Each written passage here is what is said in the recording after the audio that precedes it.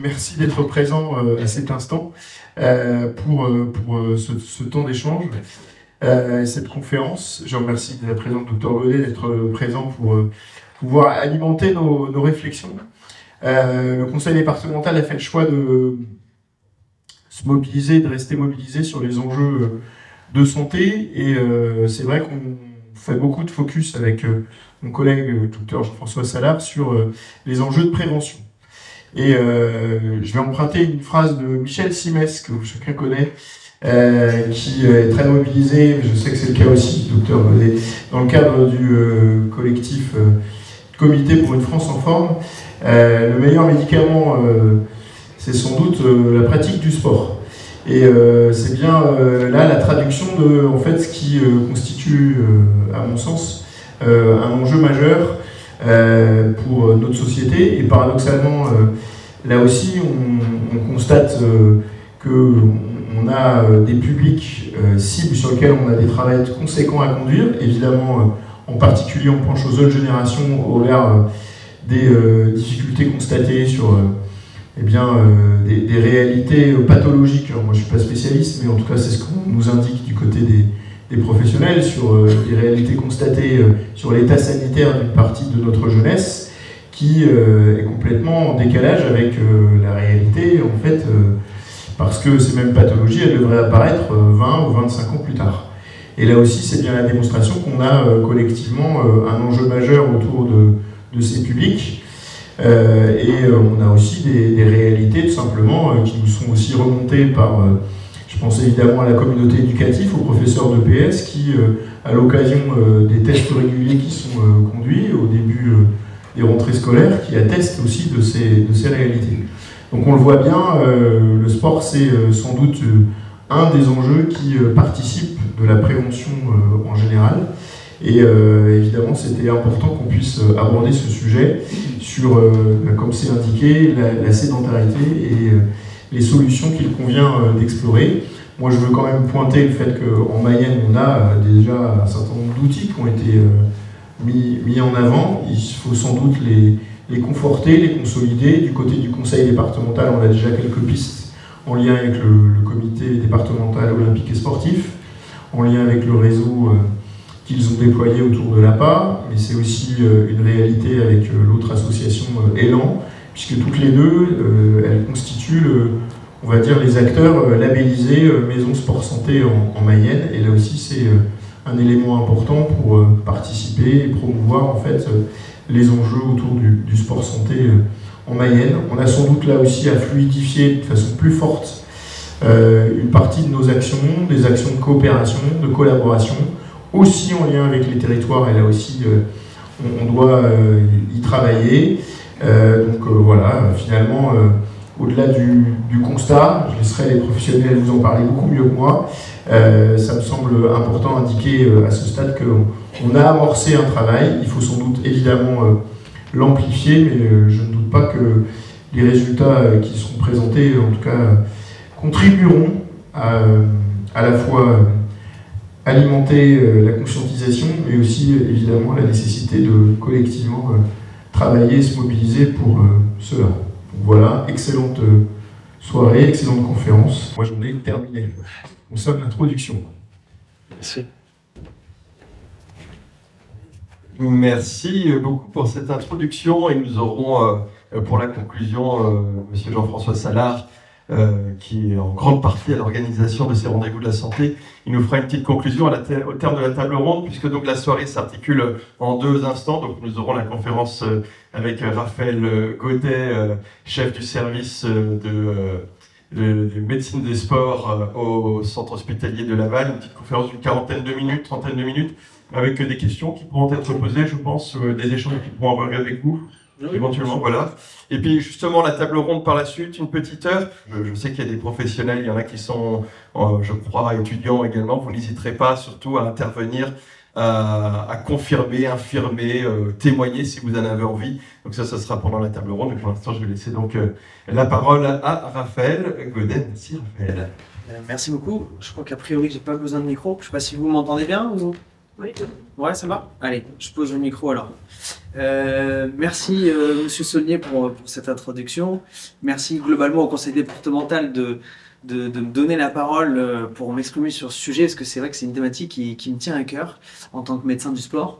Donc je vais reposer le cadre, comme on disait, vraiment sur qu'on parle la même langue, donc qu'on définisse bien les termes qu'on va utiliser. On va en profiter aussi pour refaire un peu une revue de la littérature scientifique pour avoir les chiffres précis en tête. Le début sera peut-être un peu démoralisant parce que c'est vraiment sur les chiffres, sur la sédentarité, mais ne vous inquiétez pas, derrière il y a les solutions qui vont avec. Pour bien définir la sédentarité, c'est finalement quelque chose qui est pas si facile que ça à définir, parce que vous voyez qu'en fait la sédentarité, c'est l'ensemble des conduites qu'on peut adopter, que ce soit au travail, dans les modes de transport ou dans nos loisirs, qui conduisent à une faible dépense énergétique. Cette dépense énergétique, nous on la quantifie en MET, donc c'est en anglais Metabolic Equivalent Task, pour dire qu'en fait un MET, c'est la dépense énergétique qu'utilise notre corps pour faire fonctionner notre corps au repos, pour que le cœur y batte, pour que les poumons puissent respirer, pour que nos cellules cérébrales fonctionnent. Donc ça, c'est notre dépense énergétique au repos.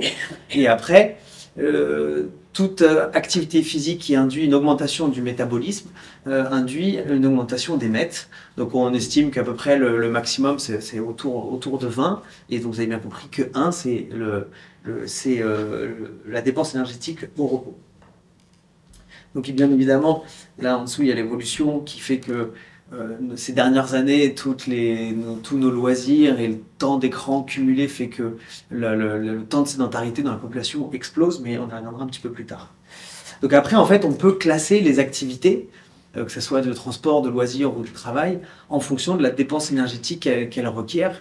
Donc vous voyez, globalement, on va aller sur toutes les choses où en fait on ne dépense pas d'énergie, et ben on est proche de la dépense énergétique de repos, et donc dans ce cas-là on est dans les activités sédentaires, et plus on est actif, plus on dépense de l'énergie, plus on est sur des MET élevés. Et ce qui est intéressant, c'est qu'on peut en fait finalement avoir une évaluation de notre capacité d'énergie, de dépense d'énergie dans la semaine, en multipliant les MET d'une tâche par le temps qu'on y consacre, et ça sur la semaine. Donc on y reviendra un petit peu plus tard, mais c'est un peu comme ça que parfois vous verrez dans les études des MET par semaine ou des MET par heure. C'est en fonction de l'intensité de la dépense énergétique d'une activité et sur du temps qu'on y consacre. Et donc quelles sont les conséquences quand on passe beaucoup de temps sur des tâches de dépense énergétique faibles? Et ben globalement, si là c'est une étude de mortalité, où en bas en fait vous avez le temps de sédentarité par heure par jour, et en axe désordonné, en fait vous avez le risque de mortalité, avec si on part de 1, bah, finalement c'est le même risque de mortalité que tout le monde, et puis plus le risque il augmente, plus vous avez de risque de mourir. Et donc on voit, si vous voulez, que jusqu'à 6 heures de sédentarité par jour, il n'y a pas trop d'influence, mais que dès qu'on dépasse cette zone de 6 heures, et ben, en fait, le risque de mortalité, il explose. Et bien évidemment, quand on est vers les 12 heures de sédentarité par jour, là, on a quasiment 2 fois plus de risque de mourir que la population générale. La courbe que vous avez en noir, en trait plein, c'est le temps de sédentarité pour toutes les personnes, et celle que vous avez en pointillé, c'est ajusté chez les personnes qui font de l'activité physique de manière modérée et ou intense. Et ça montre que contrairement à ce qu'on pourrait penser, les gens qui font de l'activité physique en dehors des temps de sédentarité, eh ben, ça gomme pas tout à fait le risque lié à la sédentarité.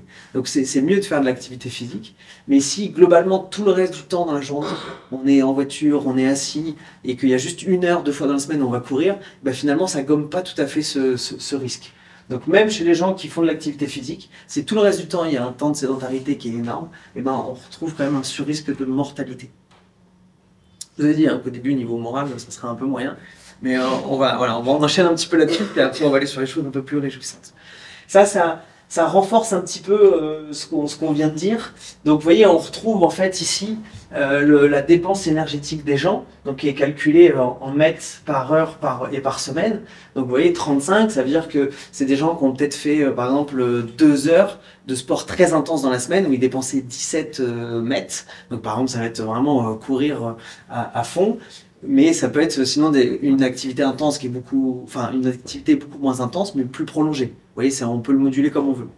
Mais encore une fois, les gens qui ont un haut niveau d'activité physique, si leur temps de sédentarité explose par jour, ils ont quand même un surrisque de mortalité. Mais bien évidemment, plus le temps de sédentarité et plus le niveau d'activité physique est faible, plus en fait le risque de mortalité augmente. Parce que dans ce cas-là, en fait, ça se cumule.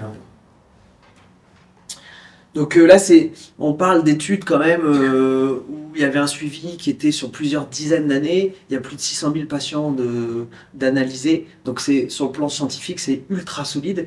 Je veux dire, c'est pas juste une intuition scientifique. Là, c'est clairement démontré.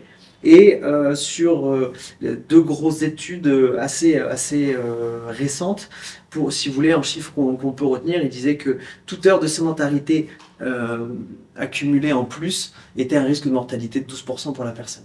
Ou parfois, au lieu que ce soit le temps assis qui est pris en compte, c'est le temps devant la télé, parce que pour les études, finalement, c'est aussi assez facile d'évaluer ça. Il disait que dès qu'on dépassait un temps de télé au-delà de 5 heures, vous voyez, on est sur un risque de mortalité prématurée de 33% chez ces personnes-là. Donc tout ça pour dire que là, on parle des conséquences de sédentarité, c'est pas juste pour être bien sur la plage. Hein, on parle pas de ça. On parle vraiment d'un risque de mortalité qui est largement augmenté. On balaye les principales pathologies. Sans surprise, évidemment, les personnes qui sont les plus sédentaires ont plus de risques d'être en surpoids ou en obésité et de développer, vous savez, le diabète de type 2, donc pas le diabète où on ne produit pas d'insuline quand on est enfant, mais plutôt un diabète qui apparaît vers 40, 50 ans, mais maintenant, malheureusement, on en voit de plus en plus jeunes avec, à cause d'un taux de sucre qui est beaucoup trop élevé dans le corps, et en fait, le corps n'arrive plus à utiliser ce sucre, et cette hyperglycémie chronique a des répercussions malheureusement, et notamment il y a un facteur de risque justement derrière vers les infarctus et les AVC. Évidemment, le temps de sédentarité, plus il est important, plus l'obésité et le diabète est important. C'est pour ça que c'est une relation qui est dite linéaire, c'est ce côté un peu en fait progressif. Et si on prend globalement toutes les pathologies cardiovasculaires, que ce soit les infarctus, les AVC ou l'artérite des membres inférieurs, encore une fois, le temps de sédentarité, indépendamment de l'âge, du poids, de l'activité physique, est un facteur de risque qui est vraiment pas négligeable. Donc vous voyez que encore un petit peu comme avec la mortalité, il y a une espèce quand même de cut-off qui se passe vers 6-7 heures de sédentarité. On voit qu'avant, finalement, le sur-risque, il n'est pas si grand que ça, mais que par contre, quand on dépasse 6-7 heures de sédentarité, là, les pathologies cardiovasculaires, vous voyez, globalement, selon les études, augmentent de manière différente, mais augmentent de manière franchement significative. L'autre point qui est intéressant sur les pathologies cardiovasculaires, sur les grosses études qu'on a, en fait, on se rend compte que ce qui crée encore plus de pathologies cardiovasculaires, c'est des temps de sédentarité cumulés sur des périodes assez longues. On voit que même sur les gens qui ont des temps de sédentarité qui sont longs mais qui sont fractionnés, bah, ils ont moins de risques de pathologies cardiovasculaires. C'est pour ça que vous retrouverez souvent cette notion de dire allez, dès qu'on passe 1 heure assis, on se lève, on va marcher 5 minutes. Probablement que ça, déjà, ça gomme un petit peu l'effet de sur-risque, notamment sur les pathologies cardiovasculaires, ça vient de là. Et puis, pour finir le tableau, la sédentarité va aussi être franchement un impact important par rapport à l'apparition de cancer, notamment sur le cancer du côlon, le cancer de l'endomètre. On le retrouve de manière un peu surprenante moins dans le cancer du sein. Par contre, j'en parlerai rapidement tout à l'heure, mais à l'inverse, l'activité physique est très protectrice sur le cancer du sein, donc j'étais étonné que la sédentarité ne fasse pas plus ressortir ça, mais que vous voyez que quand même sur les hauts niveaux de sédentarité, les risques auxquels s'exposent les gens en termes de cancer sont quand même franchement pas négligeables quand on voit qu'on se balade entre 28 et 36%. Alors c'est toujours pareil hein, en statistique, hein, c'est comme la personne qui fume 2 paquets par jour, il y en a peut-être qui n'auront jamais de cancer du poumon, et puis il y a ceux qui n'ont jamais touché une cigarette et qui ont un cancer du poumon. Mais une fois qu'on rentre sur des statistiques, sur des centaines de milliers, sur des millions de personnes, là voilà, quand on se dit qu'on a 30% de chance de plus, ça devient franchement pas négligeable. Alors ça c'est les risques qui sont liés à la sédentarité. Après on peut se dire qu'en France, dans le pays de la gastronomie, peut-être qu'on n'est pas si mal loti que ça. Et j'ai envie de dire, ben non, malheureusement, non. On voit que le temps d'écran, globalement, ces dernières années, a explosé. Et qu'aujourd'hui, on considère qu'il y a 40% des adultes qui ont un temps d'écran qui est supérieur à 7 heures par jour. Donc vous voyez que finalement, on n'est pas loin d'avoir la moitié de la population qui est sur ce cut-off où la mortalité et la morbidité, donc c'est-à-dire les pathologies, explosent. Et malheureusement, chez nos jeunes, c'est encore pire. On serait sur 80% des adolescents qui seraient au-delà de 7 heures d'écran par jour. Donc, c'est pour ça qu'aujourd'hui, il est clairement préconisé d'avoir une activité physique. Et l'Organisation mondiale de la santé, que je ne présente pas, elle recommande pour être au minimum en bonne santé, il faut au minimum faire 2h30 d'activité physique d'intensité modérée et ou une combinaison des deux. Si on n'est que sur l'intensité élevée, on peut être qu'à 1h15 par semaine. Donc ça, c'est vraiment, je dirais, la stricte recommandation minimale pour qu'un adulte soit en bonne santé. Chez les enfants, on est plutôt sur 1 heure par jour, tout simplement, d'activité physique. Et à partir du moment où on ne va pas respecter les recommandations de l'OMS, c'est là où en fait on va pouvoir parler d'inactivité physique. Donc vous voyez qu'il y a une petite distinction entre la sédentarité, qui est en fait l'ensemble des conduites qu'on peut avoir globalement dans notre vie, dans notre journée, et avec une faible dépense énergétique, et l'inactivité physique, qui est en fait le fait de ne pas respecter cette recommandation minimale de l'OMS. Et malheureusement, les chiffres sont encore pires sur l'inactivité physique. Donc, je ne vais pas rentrer là-dedans plus en détail. Mais la grosse étude qui avait fait énormément parler, c'était une étude qui a été publiée dans le Lancet, donc en termes de publication scientifique, un des plus hauts niveaux de prestige de revues scientifiques. Et en 2012, il avait été évalué qu'il y avait à peu près 3 à 5 millions de morts par an dans les pays développés liés à la sédentarité et à l'inactivité physique, excusez-moi justement, on va pas faire l'amalgame entre les deux ici. Et qu'aujourd'hui, on considère que c'est le 4e facteur de risque de décès dans le monde, et donc bien évidemment en France, c'est le cas. On considère aujourd'hui en France que c'est un facteur de risque de mortalité qui est plus important que la cigarette. Et sur les dernières études donc, qui datent de 2016, parce qu'elles sont plutôt calées sur les plans de nutrition santé, en France on aurait 32% à peu près de personnes inactives, donc c'est-à-dire 32% de personnes qui ne respectent pas ces 2h30 d'activité physique d'intensité modérée. Il y a une petite disparité entre les hommes et la femme, ces chiffres sont encore un petit peu plus importants chez les femmes. Là on aurait quasiment, selon les études, une femme sur 2 qui serait en situation d'inactivité. Et contrairement aussi à ce qu'on pourrait penser, parce que là, en ce moment, on voit que c'est compliqué pour s'inscrire sur des courses et on voit des marathons, il y a 10 000 personnes, donc on se dit « Ah, trop cool, les gens se bougent ». Mais en fait, contrairement à ce qu'on pourrait penser, depuis 2006, les chiffres ne font plutôt que diminuer. Il n'y a pas plus de personnes sur la population en général qui respectent les recommandations d'activité physique. Et donc, comme on disait, les adolescents aussi, elles sont pas du tout, bien lotis là-dedans. Donc, vous voyez qu'on peut se retrouver en fait sur des schémas un petit peu différents.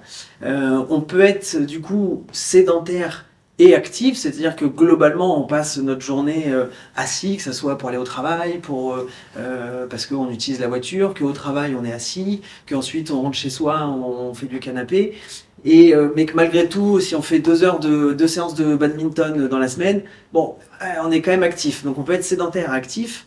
On peut être aussi inactif, mais pas sédentaire. C'est-à-dire qu'on ne va pas, par exemple, faire d'activité physique très intense, mais par contre, se déplacer à pied, avoir le vélo électrique, faire un peu de jardinage. Donc, voilà. Et puis, on peut être non sédentaire et actif. Et bien évidemment, la case qui nous préoccupe le plus en tant que médecin, c'est la case de sédentarité et d'inactivité physique. Parce que vous voyez qu'entre le 40% de la population qui est sédentaire, plus combiné aux 30% de la population qui est inactive, là en fait on a quand même au moins un tiers de la population qui est dans les deux cases et qui du coup s'expose au risque combiné, cumulé, j'ai envie de dire, de la sédentarité et de l'inactivité physique. Donc c'est pour ça qu'aujourd'hui, c'est vraiment un enjeu de santé publique pour les pays développés et donc pour la France. Et c'est dans ce contexte-là, qu'en 2016, nous, médecins, on a eu le droit, ça y est, de prescrire de l'activité physique. Donc, au début, ça se limitait franchement aux patients qui sont en affection longue durée, c'est-à-dire des patients qui ont des pathologies chroniques. Et vous savez, il y a une liste de 32 maladies qui sont reconnues en ALD, en affection longue durée. On peut être aussi en ALD en dehors de cette liste, mais dans ce cas-là, il faut faire des demandes particulières.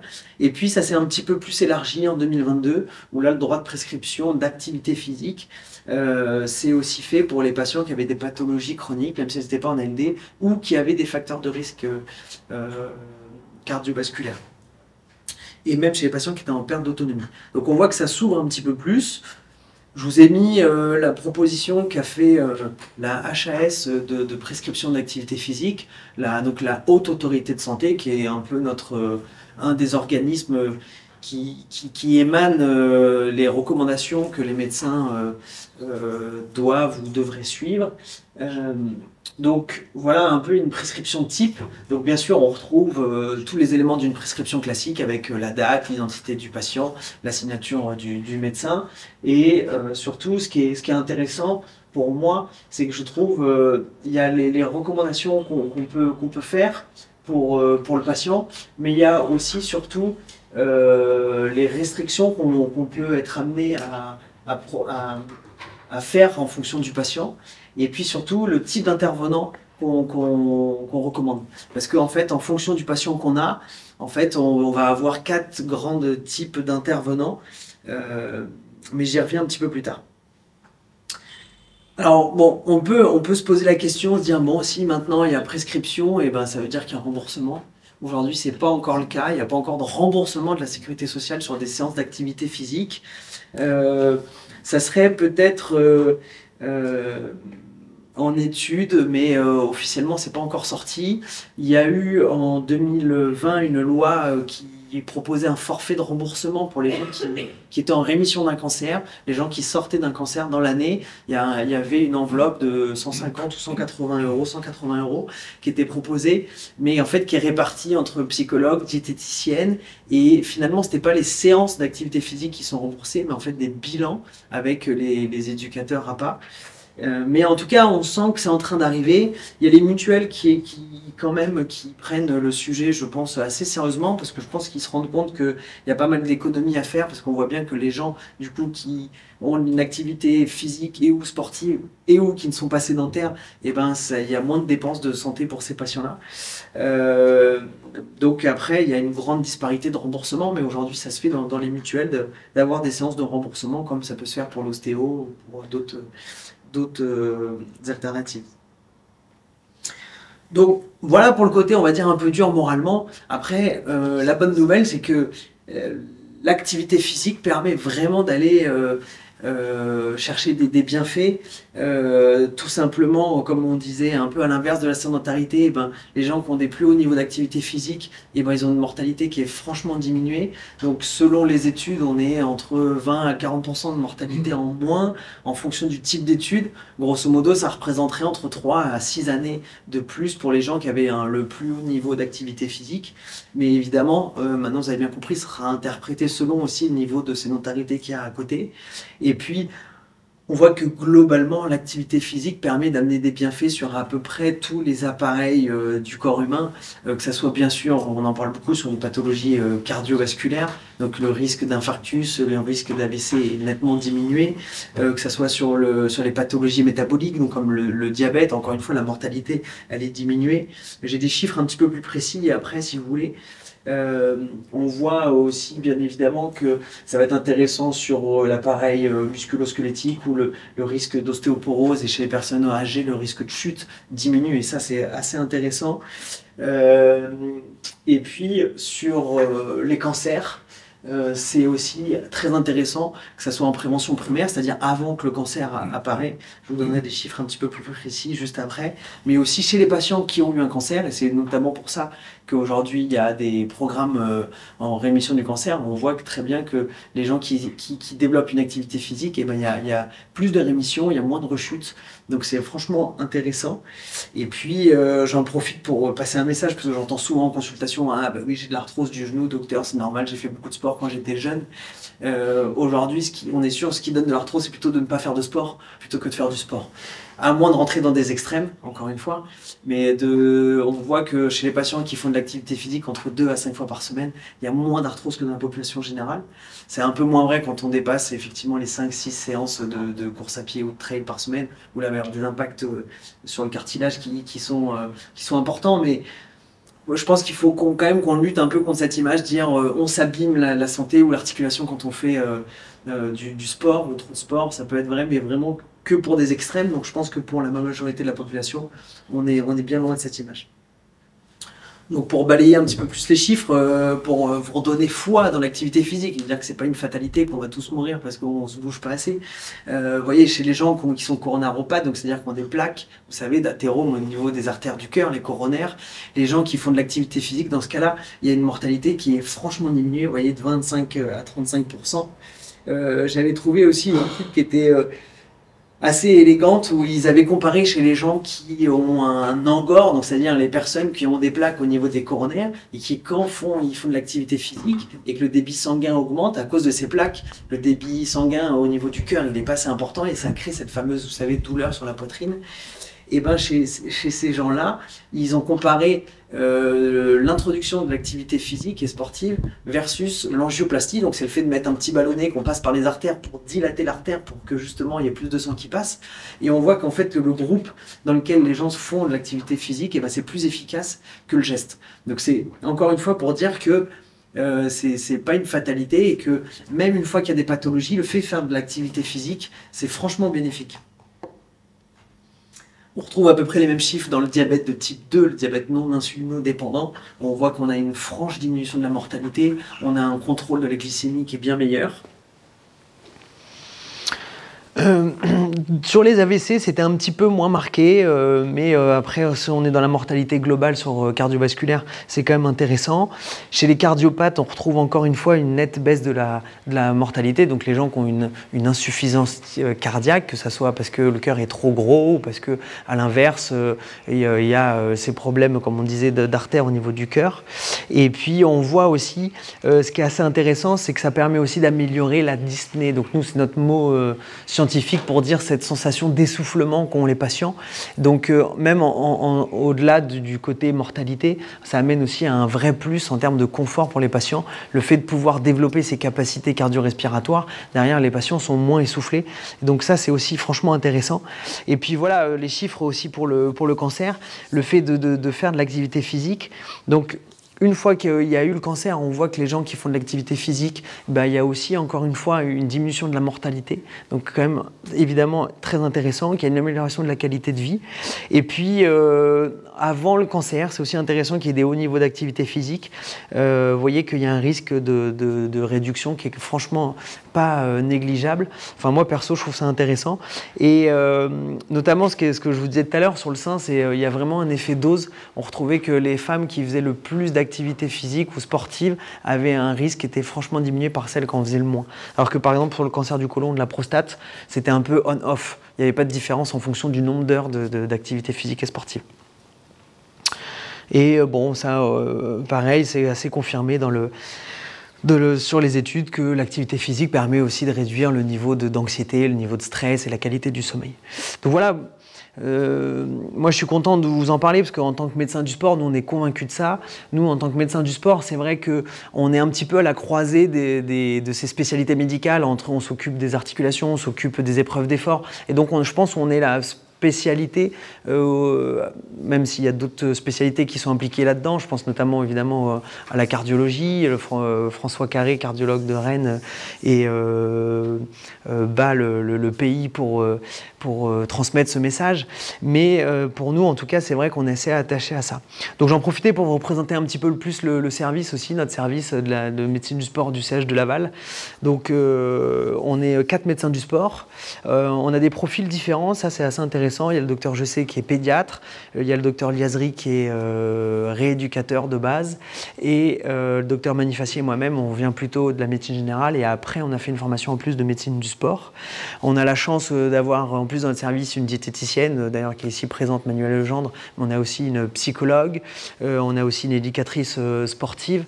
Donc ça nous permet de répondre à peu près à toutes les problématiques que les sportifs ou les gens qui font de l'activité physique peuvent rencontrer.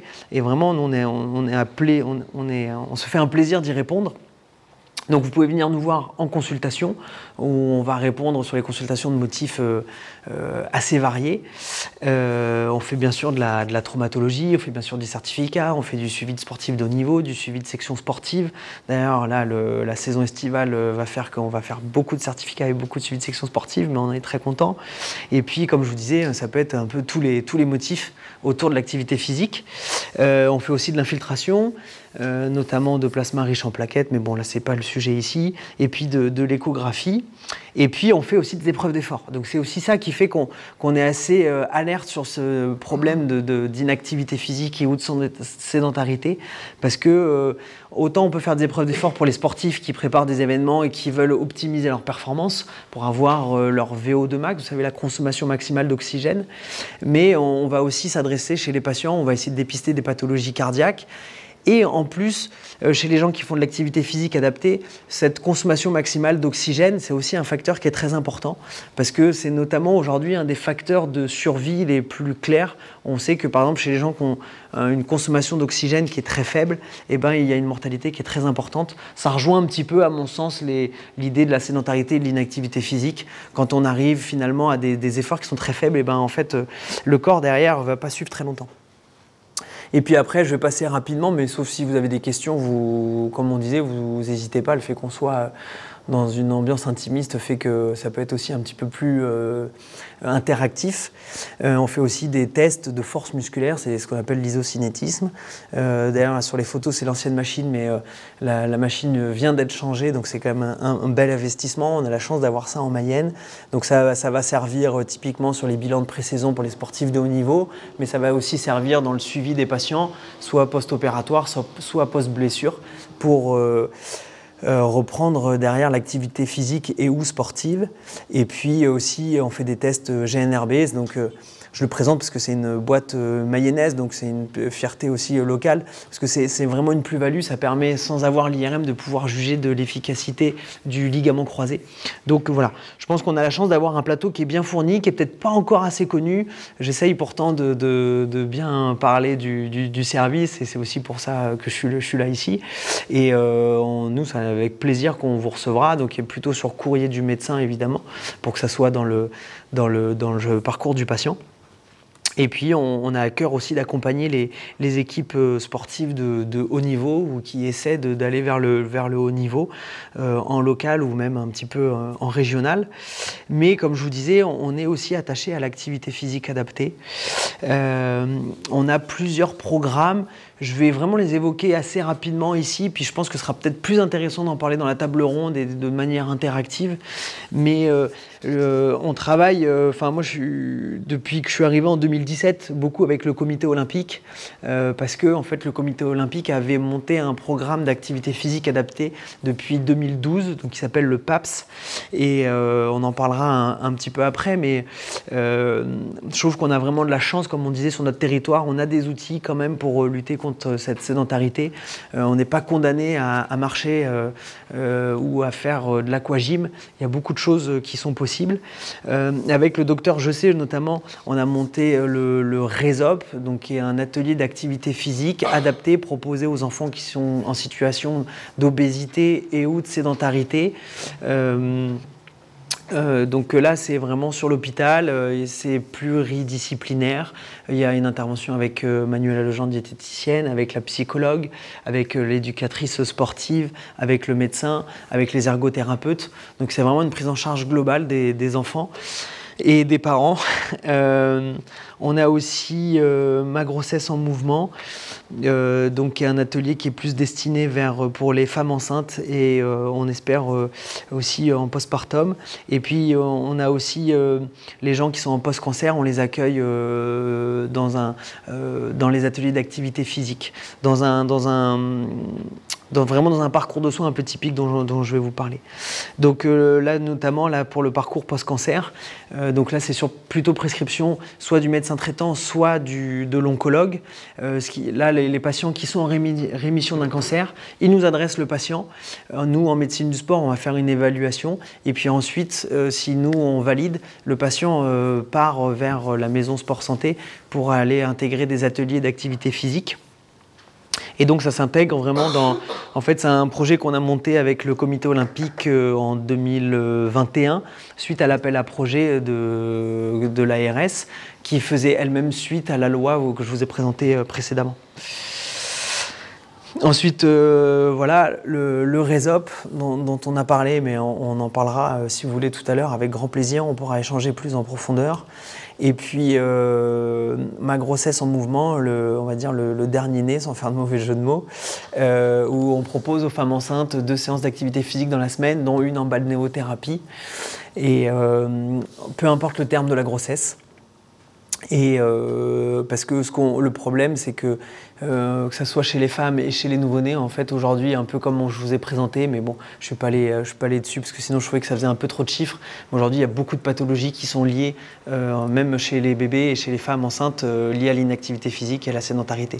Que ce soit des bébés trop gros, que ce soit le diabète gestationnel, que ce soit l'hypertension gravidique, tout ça, c'est clairement en lien avec l'inactivité physique.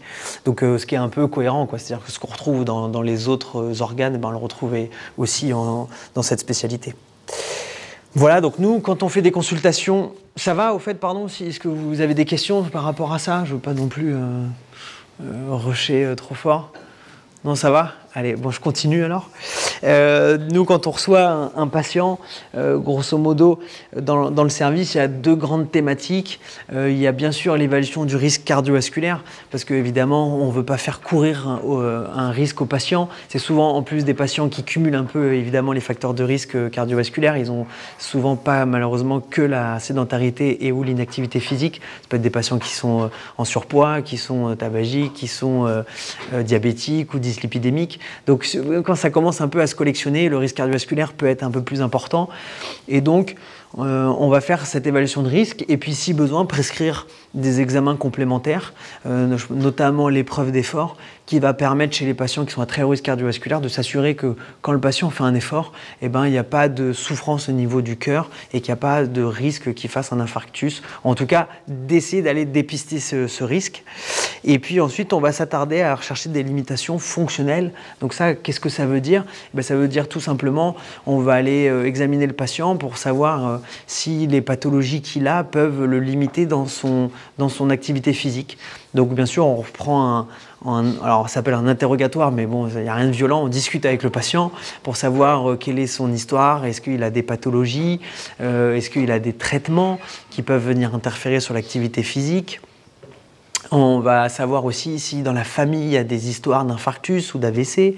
On va aussi récolter quelle activité physique actuellement il fait ou quelle activité physique il a pu faire avant, parce qu'il y a des gens qui gardent quand même une certaine mémoire, même s'ils ont arrêté depuis plusieurs dizaines d'années, ils se sentent encore un peu sportifs, donc ça c'est quand même intéressant. Et puis après à l'examen clinique, on va aller chercher l'examen des grosses articulations, les chevilles, genoux, hanches, membres supérieurs, le dos. On va aller chercher les notions d'équilibre. Il y a ça va être des tests musculaires qu'on peut faire. Alors nous, classiquement, comme on bosse beaucoup avec les éducatrices APA du comité olympique, on leur laisse plutôt ces tests-là, et si vous voulez, on pourra en parler un petit peu plus. Mais le but, c'est de pouvoir catégoriser nos patients un petit peu en 4 catégories. Dire, est-ce que c'est un patient qui a aucune limitation, ou est-ce que c'est un patient qui a des limitations sévères? Et puis entre les deux, il y a évidemment limitations légères et puis modérées. Pourquoi c'est important un peu qu'on ait ce diagramme? C'est parce que selon la loi, théoriquement, en fait, on peut adresser les patients en fonction de leurs limitations à des intervenants différents. Donc, les patients qui ont des limitations sévères, donc ça soit parce qu'ils ont des troubles de la compréhension ou parce qu'ils ont un retentissement fonctionnel très important au niveau ostéo-articulaire ou des pertes d'équilibre importantes. Théoriquement, c'est que des professionnels de la santé, donc plutôt évidemment, on va penser aux kinésithérapeutes chez qui on va adresser ces patients-là, mais vous voyez qu'il n'y a pas que les kinés, ça pourrait être aussi des ergos, des psychomotriciens. Moi, j'ai moins cette expérience-là, mais on pourra en discuter derrière si, en Mayenne si vous avez connaissance de cette solution-là. Mais en tout cas, chez les gens, nous, on va repérer où ils sont peut-être un petit peu faibles d'aller sur des ateliers de groupe. On va plutôt les envoyer en première intention chez les kinés pour qu'ils puissent faire d'abord chez le kiné un travail de renforcement musculaire, d'étirement et de réhabilitation à l'effort, de réentraînement à l'effort, avant de les renvoyer dans des ateliers. Et puis vous voyez que les gens qui ont des limitations minimes ou modérées, c'est là où ils peuvent aller vers des enseignants en APA ou des éducateurs sportifs en fonction du niveau de qualification des éducateurs. Et puis les gens qui n'ont aucune limitation, ils peuvent aller où ils veulent évidemment, voire même aussi faire de l'activité physique en toute autonomie, parce que presque parfois à force de parler de prescription d'activité physique, on oublie que les patients peuvent aussi aller faire de l'activité physique selon leur choix, et ce serait ça aussi le but, c'est que les gens, on leur redonne le goût à faire de l'activité physique et à lutter contre cette sédentarité et cette inactivité physique omniprésente.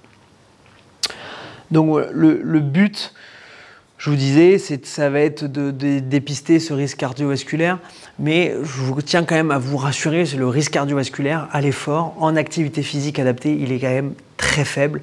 On a dans les études enregistré environ un arrêt cardio-respiratoire pour 1 million d'heures d'entraînement. Donc c'est-à-dire c'est comme si on prenait 1,3 million de personnes qui font 1 heure d'entraînement, il y en aura une qui fait un infarctus.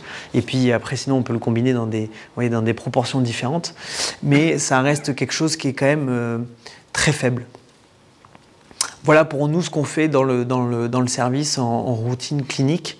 Mais il faut être franchement rassuré, il y a quand même aujourd'hui peu de risques et la plupart du temps ça se passe très bien. Le plus dur ça reste finalement de motiver les gens et que les gens soient prêts à faire de l'activité physique. Bon, comme on est à peu près dans les temps, j'avais en bonus la présentation d'une thèse que je voulais vous faire.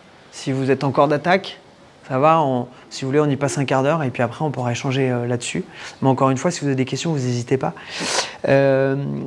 Parce qu'aujourd'hui, même s'il y a des recommandations assez claires sur, vous avez vu, le niveau d'activité physique qu'il faut faire, enfin en termes de durée et aussi en termes d'intensité, ça je pense qu'on n'en parle pas assez aussi de l'intensité. C'est-à-dire que aujourd'hui, parfois, on est un petit peu trop dans cette image de c'est bien que les gens bougent, mais le niveau d'intensité, quand même, il est franchement important. Mais il est dur à évaluer dans les études et même pour les gens. Et finalement, il y a beaucoup de protocoles différents qui existent pour lutter contre l'inactivité physique et la sédentarité. Et c'est ça qui est dur parfois de juger. On ne sait pas vraiment ce qu'il faudrait recommander. Mais nous, on a voulu, étant donné qu'on travaillait beaucoup avec le PAPS, justement évaluer les patients qui rentraient dans le PAPS. Donc c'est l'aboutissement de 2 thèses d'affilée, ce que je vous présente là. Il y avait d'abord la thèse du docteur Manifacier qui était l'écriture du protocole, et puis ensuite la thèse du docteur Tiphaine qui va nous rejoindre d'ailleurs au mois de novembre. Donc comme quoi l'hôpital de Laval est encore attractif. Et donc on a voulu évaluer ces patients. Et donc c'est une étude qui s'appelle l'EVOP pour l'évaluation du VO2. Donc vous vous rappelez, le VO2 c'est la quantité d'oxygène qu'on consomme par unité de temps quand on fait un effort. Et donc on a intégré en fait les patients dans l'étude, les patients qui commençaient le PAPS, ils rentraient dans l'étude s'ils étaient d'accord, bien évidemment, et on leur faisait tout simplement une épreuve d'effort avant et après le PAPS, après donc 3 mois d'atelier d'activité physique. Donc classiquement, les gens qui pouvaient rentrer dans l'étude, c'était des gens qui étaient adultes, consentants, qui parlaient français. Et puis on s'intéressait donc à comparer, en fait les patients étaient leurs propres témoins, on comparait le VO2 max avant l'étude et après l'étude. Et on s'intéressait aussi à la PMA, donc c'est la puissance maximale aérobie, c'est tout simplement la puissance qui est développée sur le vélo au maximum de l'effort. On s'intéressait aussi aux paramètres, au SV1, ça veut dire au seuil d'endurance. C'est-à-dire qu'on sait très bien qu'il y a un seuil où à un moment donné, qu'on peut tenir des heures, et puis si on dépasse cette intensité, c'est un peu plus dur. Et donc ça, c'est un seuil métabolique assez précis. Et on s'est intéressé aux paramètres de ce seuil-là. Et puis on a voulu aussi mesurer, comparer le poids et l'IMC avant et après. Et on a aussi fait un questionnaire pour avoir la qualité de vie des gens. Donc, ce questionnaire, à ce nom barbare, MOS SF36, c'est un questionnaire qui est en fait qui est assez étudié dans les études parce qu'il est fiable, il est reproductible, il n'est pas si long à remplir et il permet d'étudier différents champs, notamment les limitations dues à l'activité physique et la douleur et l'état psychique. Donc ça représente un peu ce qu'on appelle le flowchart, c'est-à-dire le détail de l'étude, ce que vous pouvez en retenir. Donc les patients qui étaient éligibles au PAPS, on leur proposait de venir dans l'étude. S'ils acceptaient, on faisait le test d'effort. Ensuite, ils faisaient le PAPS et on les revoyait après. Donc on a eu 91 patients qui étaient intégrés dans l'étude. On en a perdu de vue 21 parce que on n'oblige pas les patients à aller jusqu'au bout. Si le patient décide d'arrêter l'étude, évidemment on respecte ça. Et on a pu quand même analyser les données de 70 patients, ce qui commence à représenter quand même une étude sur le plan statistique assez forte. Et on a vu qu'on avait des gens, vous voyez, qui avaient un âge moyen de 54 ans. On avait plus de femmes que d'hommes, vous voyez, même beaucoup plus de femmes que d'hommes. Et ça, c'est quelque chose dont on pourra discuter après. Et qui, en moyenne, mesure 1,65 m pour environ 92 kg. Donc, vous voyez qu'on a un IMC quand même assez élevé. Et puis, ces patients-là avaient en moyenne au moins un facteur de risque cardiovasculaire qui était, dans la plupart du temps, justement, le surpoids et ou l'âge. Mais ce n'était pas le seul. Et pour ne pas vous faire attendre plus longtemps, parce que j'imagine que vous êtes impatient d'avoir le résultat de l'étude, on a pu voir effectivement qu'après 3 mois d'activité physique adaptée, le VO2 max était significativement augmenté. C'est-à-dire qu'on voyait qu'en moyenne, il était plus élevé chez les gens à la fin de l'étude. Et ça, on est sûr, au vu des tests statistiques, que ce n'est pas juste lié au hasard ou de la pratique. Et on retrouve une augmentation d'environ 8 à 10% en fonction de si on considère la valeur du débit d'oxygène brut ou si on la rapporte par rapport au poids du corps. Et ça, pour nous, c'est quelque chose de précieux parce que cette augmentation du VO2 max, par rapport à ce qu'on disait tout à l'heure, on sait que ça représente environ une diminution de la mortalité de 12 à 15% par rapport aux études scientifiques. Donc on peut voir que chez les gens qui font de l'activité physique, qui se mettent à faire de l'activité physique, et on parle bien d'activité physique, pas d'activité sportive, vous voyez qu'il y a vraiment des bénéfices qui sont concrets, qui sont quand même assez rapides au bout de 3 mois avec seulement 2 séances d'activité physique dans la semaine. Ce qui est intéressant dans cette étude, c'est que dans le PAP, c'est des patients qui ont des profils très différents. Ça peut être des patients qui sont sédentaires, des patients qui sont lombalgiques, des patients qui, comme on disait, qui sont à la sortie d'un cancer. C'est pas un atelier qui est en fonction d'une pathologie, parce que d'habitude, c'est plutôt ça qu'on retrouve dans les hôpitaux ou dans les ateliers d'activité physique. C'est des ateliers spécial sclérose en plaques ou spécial arthropathie inflammatoire, ou spécial lombalgique. Alors que là, c'est vraiment du patient qui a différentes pathologies et on voit que globalement, c'est efficace.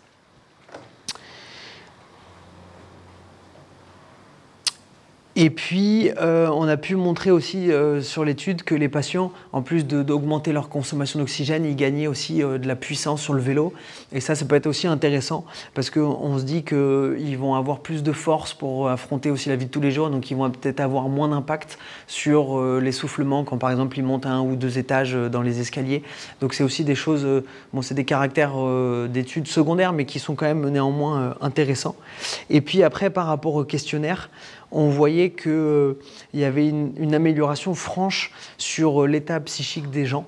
Donc ça vient, si vous voulez, en fait, abonder toutes les grandes études scientifiques qu'on a et qu'on connaît. Mais là, ça nous permet, nous, de le constater aussi à l'échelle départementale, à l'échelle locale, et à voir aussi que les bénéfices, ils sont présents aussi sur peu de temps, quoi.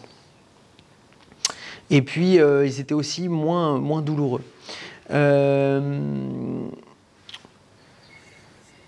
Voilà, pour conclure sur cette étude, on trouvait ça particulièrement intéressant de se dire que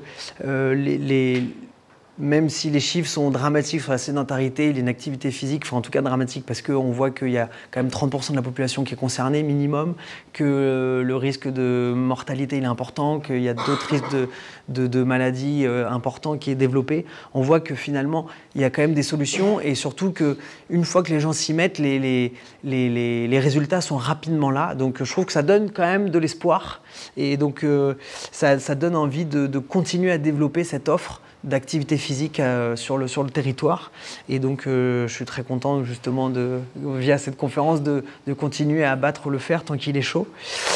Et donc, vous voyez, en conclusion, je discutais avec les médecins de l'AS Monaco il y a 3 semaines, l'ancien médecin qui m'a sorti une phrase un peu choc en disant aujourd'hui, on peut dire que sitting is the new smoking. C'est les anglo-saxons qui disent ça pour dire que, voilà, aujourd'hui, on affronte ce problème de santé publique, de sédentarité et d'inactivité physique, un peu comme on a pu affronter peut-être dans les années 80, 90, 2000, le problème du tabac, tant et si bien qu'il n'y a pas d'addiction là à la sédentarité. Donc ça, c'est une bonne chose pour nous. Et que vous voyez que il faut, en tout cas, maintenant qu'on a conscience très clairement qu'il y a un risque important sur la mortalité, sur toutes les pathologies cancéreuses, cardiovasculaires, bouger le plus possible, autant qu'on peut, réduire au maximum ces périodes prolongées d'inactivité physique. Donc si vous voulez vous lever à la fin de la conférence et marcher un petit peu, moi ça sera avec grand plaisir. Et puis surtout, mettre en place de l'activité physique régulière. Donc vous avez vu, on est sur 2h30 d'intensité modérée. Je pense qu'il faut vraiment garder à l'esprit ce niveau d'intensité qui est important, que c'est pas juste 10 000 pas par jour. Si on les fait en promenant le chien et en regardant le téléphone, ben, finalement ça compte pas tant que ça, parce qu'on n'est pas sur, vous voyez, comme on a dit au début, sur des dépenses énergétiques importantes. Et puis surtout, il faut choisir ses activités, je pense, avec une notion de plaisir au cœur de l'activité. Et c'est peut-être là où c'est important d'avoir des relais. Et aujourd'hui, il y a de plus en plus de clubs qui ouvrent des sections santé, sport santé, que ça soit dans le tennis, dans le volley. Enfin, c'est là où il y a de plus en plus de choses. Et je pense que c'est important qu'on n'ait pas juste à se dire « Ah ben, je vais aller marcher parce qu'on m'a dit que ça serait bien que j'aille marcher ». Non, je pense que c'est important que ça soit dans la routine des gens et que ça soit une vraie source de plaisir, parce qu'on voit que derrière, évidemment, c'est un terme de santé publique, c'est hyper important, mais que ça permet aussi de se sentir mieux, quoi. Voilà tout ce que je peux vous dire. Et effectivement, pour conclure, on voit que l'activité physique et ou sportive aujourd'hui est un vrai médicament. Et je pense que si on avait un médicament qui apportait autant de bénéfices ou qui protégerait d'autant de choses nocives, on en prendrait tous les jours. Donc je pense que là, il ne faut pas se priver sur l'activité physique. Voilà.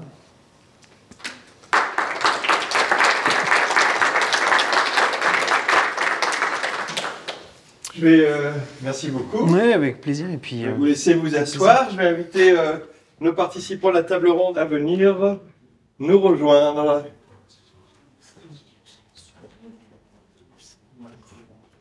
Alors, les présentations s'imposent. Je ne vais pas vous présenter Raphaël Godet, que vous connaissez bien maintenant, et puis je sais que certains d'entre vous travaillent ou vont travailler avec lui. Nous avons également Lorraine Thomeret, éducatrice en activité physique adaptée au comité départemental olympique et sportif, le CDOS.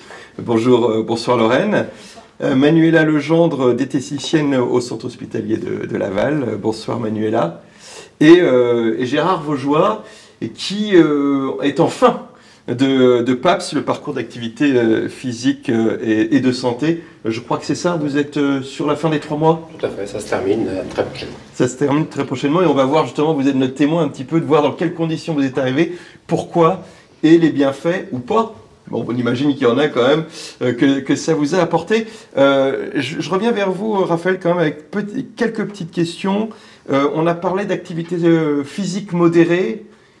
Pour moi, quand on parlait d'activité physique modérée, dans l'inconscient, justement, on parle des 10 000 pas par jour, il faut marcher, on marche avec le chien, on fait un peu de marche, mais finalement, c'est pas suffisant.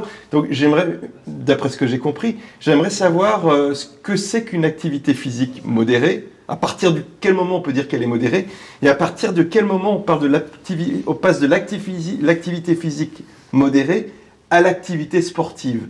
Moi, je ne saurais pas faire la frontière, alors quelle est-elle ? En fait, il y a 2 choses un peu différentes. L'activité sportive, en fait, là, c'est plus une notion de compétition. Et on peut très bien faire une activité physique très intense sans qu'elle soit sportive parce qu'il n'y a pas de notion de compétition. Donc ça, c'est le premier point. Donc ça veut dire que si je cours pour mon plaisir, je fais une activité physique, je ne fais pas une activité sportive. Voilà, c'est ça. D'accord, ok. Non, mais... Si par exemple vous courez 4 fois par semaine et que parfois vous faites du fractionné, vous faites 10 fois 400 et que vous êtes à fond quand vous les faites, vous êtes sur une activité physique qui est très intense. Mais si finalement vous inscrivez jamais à une compète, vous n'êtes pas inscrit dans un club, vous n'êtes pas dans une activité sportive. D'accord, c'est juste c'est vraiment la notion de compétition. Voilà, l'objectif de l'activité qu'on fait. Exactement. Okay, bon. Après, votre question est très bonne. Aujourd'hui, finalement, même c'est peut-être compliqué de répondre simplement à ça, de dire qu'est-ce qu'une activité d'intensité modérée, c'est assez flou, et qu'est-ce qu'une activité physique intense. Classiquement, en tout cas dans la plupart des études, on considère qu'une activité physique modérée, c'est entre 3 à 6 fois justement la dépense énergétique de repos. Donc vous voyez, entre 3 et 6 mètres. Donc on est largement au-delà des 2h30. C'est pas une histoire de temps, c'est vraiment une histoire d'intensité. Ouais, c'est un peu comme si c'est la différence entre courir à 8 km/h ou 10 km/h ou 15 ou 20. On va dire, dans ce cas-là, vous ne dépensez pas la même énergie pour faire votre dépense énergétique. Pourtant, vous faites toujours de la course à pied. C'est un peu la même chose.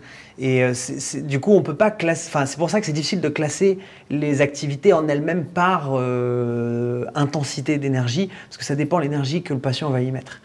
Mais classiquement, peut-être les meilleurs repères, ça va être la difficulté perçue pour faire l'activité, ça va être la capacité de parler. Donc classiquement, on dit qu'une activité physique, elle est modérée si on est quand même capable de parler. Bon, pas aussi aisément que si on est au repos, mais on peut encore faire des phrases. Qu'il y a de la transpiration, mais pas non plus de manière très abondante. Alors que l'activité physique intense, ça va être perçu comme une activité physique difficile. Dans ce cas-là, la sudation est importante et dans ce cas-là, c'est quasi impossible de pouvoir tenir une conversation. Après, pour être vraiment précis là-dedans, il faudrait en fait avoir une épreuve d'effort pour connaître sa fréquence cardiaque maximale et puis avoir le taux de fréquence cardiaque sur lequel on est par rapport à la fréquence cardiaque maximale. C'est-à-dire que si par exemple vous avez 20 ans et que votre fréquence cardiaque elle est maximale, elle est en général autour de 200, vous savez c'est le bon vieux 220 moins l'âge.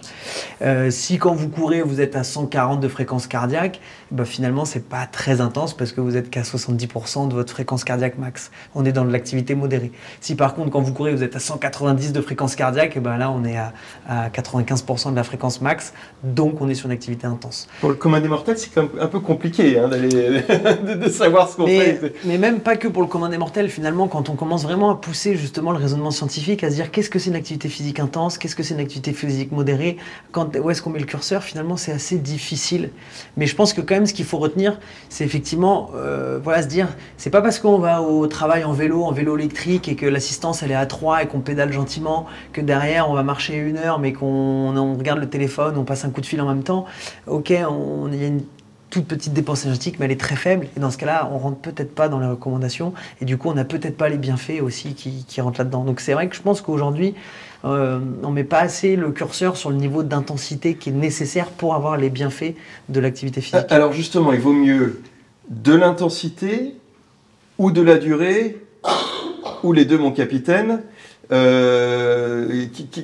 Comment je demande parce que moi, par exemple, je reprends un petit peu le sport justement, et je ne sais pas en fait, est-ce qu'il vaut mieux que je cours 1 heure à basse intensité, que je cours une demi-heure à forte intensité, par exemple. D'un point de vue de bienfait pour la santé, qu'est-ce qui est le mieux? Ou est-ce que les deux sont équivalents au final? Alors les deux ne sont pas équivalents, mais le mieux, je dirais, c'est le plus qu'on puisse faire. D'accord. Aujourd'hui, vraiment, on est tellement dans une problématique, je trouve, d'extrême inverse, c'est-à-dire comme on a présenté là, de sédentarité et d'inactivité physique, que on peut lâcher les chevaux, on peut aller courir, on peut aller faire le sport que vous voulez, de la capoeira, du badminton, mais à partir du moment où il y a une activité physique avec une dépense énergétique et de certaine intensité, après, voilà, il faut quand même aussi savoir s'écouter, il ne faut pas non plus être dans le surentraînement, donc mon message, c'est pas non plus d'aller courir à fond tout le temps, mais c'est plutôt déjà de faire le premier pas pour se dépenser, et puis après, l'idéal, c'est d'avoir une combinaison entre de l'activité d'endurance, de l'activité intense, du renforcement musculaire, des étirements. L'idéal, c'est de balayer un petit peu tous ces champs-là pour avoir le maximum de bénéfices. Des choses que vous voulez rajouter éventuellement par rapport à tout ça, Lorraine? Alors Manuela, on est plus sur la diététique, on va y revenir dans quelques instants. Lorraine, éventuellement, par rapport à ce qu'a dit Raphaël. Ouais. Je voyais acquiescer, vous êtes d'accord de toute façon? Je suis plutôt d'accord de toute façon, effectivement. Moi, je sais que c'est un repère que je donne aux pratiquants que j'accompagne pour les accompagner à mieux visualiser l'activité modérée, le fait de ne pas pouvoir chanter. Ce que je leur dis, sur une activité légère, vous allez pouvoir chantonner, etc. Sur une activité d'intensité modérée, normalement, vous pouvez parler, mais vous n'arrivez plus à chantonner une chanson. Et ça leur permet de se situer entre le léger et le modéré. Je trouve que c'est un repère qui les aide un petit peu à se situer. Parce que pour pouvoir chantonner une chanson, on a besoin quand même de pas mal de souffle. Et normalement, sur une intensité modérée, on ne peut plus. J'utilise ce petit repère-là en plus pour effectivement aider à ce que ce soit un peu mieux compris, parce que c'est toujours délicat de se positionner. Et effectivement, on ne peut pas tous regarder notre fréquence cardiaque pendant l'activité pour savoir à quel niveau on se positionne. Généralement, on est déjà à un certain niveau de pratique sportive quand on a tout le matériel. Autre question par rapport à ce que vous avez pu dire pendant la conférence, Raphaël. Il y a cette durée qui est sortie de 2h30. C'était 2h30 ou 3h, 2h30 hein, 2h30 d'activité minimum. Physique. Minimum. Et du coup, la question que je me pose, c'est je vais faire le samedi 2h30 de mon activité physique modérée. Le reste de la semaine, je peux être plus ou moins sédentaire. Ou est-ce que, Lorraine est déjà voilà, hein, est-ce que ces 2h30, il vaut mieux que je les étale sur la semaine? Est-ce qu'on doit avoir un équilibre sur la durée de son activité physique, ou une activité physique à un moment donné contrebalance une sédentarité sur le reste du temps? En fait, ça dépend le prisme qu'on va avoir. En termes de bénéfices sur la mortalité et sur les pathologies, ça ne change pas grand-chose. Qu'on soit, alors ça s'appelle en anglais les week-end warriors, les gens qui bossent beaucoup toute la semaine et en fait ils vont concentrer toute leur activité physique sur le week-end, par rapport aux gens qui étalent. Finalement, les bénéfices sont valables dans les deux cas. Je tiens à rappeler aussi que nous, on l'a vu dans l'étude qu'on a présentée, mais aussi dans la littérature scientifique, c'est bien clair que il vaut mieux faire un petit peu que pas du tout. Ce que je veux dire, c'est que c'est pas parce qu'on se dit « Ah, c'est impossible, je peux pas faire mes 2h30 par semaine, moi je peux faire qu'1 heure, bon bah tant pis, je fais rien ». Déjà, faire 1 heure, c'est mieux que 0, et même ce 1 heure, ça veut dire qu'il y aura déjà des bénéfices par rapport à ceux qui font rien. Donc ça, c'est important à savoir, parce que c'est pas un effet on-off du style soit je fais ça, soit je fais rien du tout. Tout ce qu'on peut faire est bon à prendre. Et après, comment on le répartit? Bon, évidemment, on disait sur le prisme de la morbimortalité, ça ne change pas grand-chose. Par contre, sur le prisme peut-être de la prévention des blessures, sur de l'équilibre de vie, ça paraît quand même plus acceptable d'étaler évidemment les séances d'activité physique dans la semaine, parce que ça va permettre de peut-être aussi mieux gérer son alimentation, sa récupération, les moments où on les fait. On se met parfois peut-être beaucoup d'interdits à se dire ouais, il me faut une grande plage pour aller faire de l'activité physique, mais on a le droit d'aller courir que 20 minutes aussi, quoi. Ça marche aussi. Donc voilà, je dirais, ça dépend un petit peu comment on regarde. Le mieux, c'est de faire comme on peut, mais après, idéalement, peut-être manager ça dans la semaine et étaler, comme on disait aussi, entre renfo et activité d'endurance, intéressant. Lorraine, parce que vous avez fait la tête quand j'ai dit on fait tout d'un coup. Je vous ai fait un peu la moue. Oui, un petit peu. C'est vrai que moi je suis plutôt favorable aussi par rapport à tout ce qui est la récupération et pour le maintien de la motivation, parce que c'est vrai que 2h30 pour des gens qui n'ont pas l'habitude et qui de toute la semaine sont plutôt, on va dire, au repos, c'est très intense quand même pour le corps si on est sur de l'activité intense. Et donc on peut vite avoir de la démotivation parce que c'est vrai que ça va être dur, il risque d'y avoir beaucoup de courbatures, il peut y avoir des blessures aussi potentiellement plus graves. Donc c'est vrai que moi je suis plutôt pour étaler sur toute la semaine et aussi parce que c'est plus facile donc de se motiver en disant bon bah je vais courir une demi-heure, j'ai une petite heure là, que me dire oh là il faut que je cours 2 heures, bah j'ai pas le temps, j'ai plein de choses à faire. Donc plutôt pour un sens de maintien dans le temps en fait, parce que l'idée c'est que c'est bien de commencer un jour, mais plus on le maintient dans le temps et plus on est régulier, plus les bénéfices seront importants et mieux ils vont rester. Donc pour une question de maintien dans le temps, c'est vrai que moi j'ai plutôt tendance à privilégier et à recommander une activité étalée sur la semaine avec 2, 3, 4 ou 5 séances, même d'une demi-heure si besoin. On a beaucoup parlé pendant votre conférence, Raphaël, des écrans. C'est un peu presque la seule cause dont on a pu parler. Alors je sais que c'est pas votre métier d'aller peut-être chercher les causes, vous êtes dans le soin, mais là on dit par exemple il vaut mieux aller faire un petit peu de sport tous les jours, ou tous les 2 jours, étaler.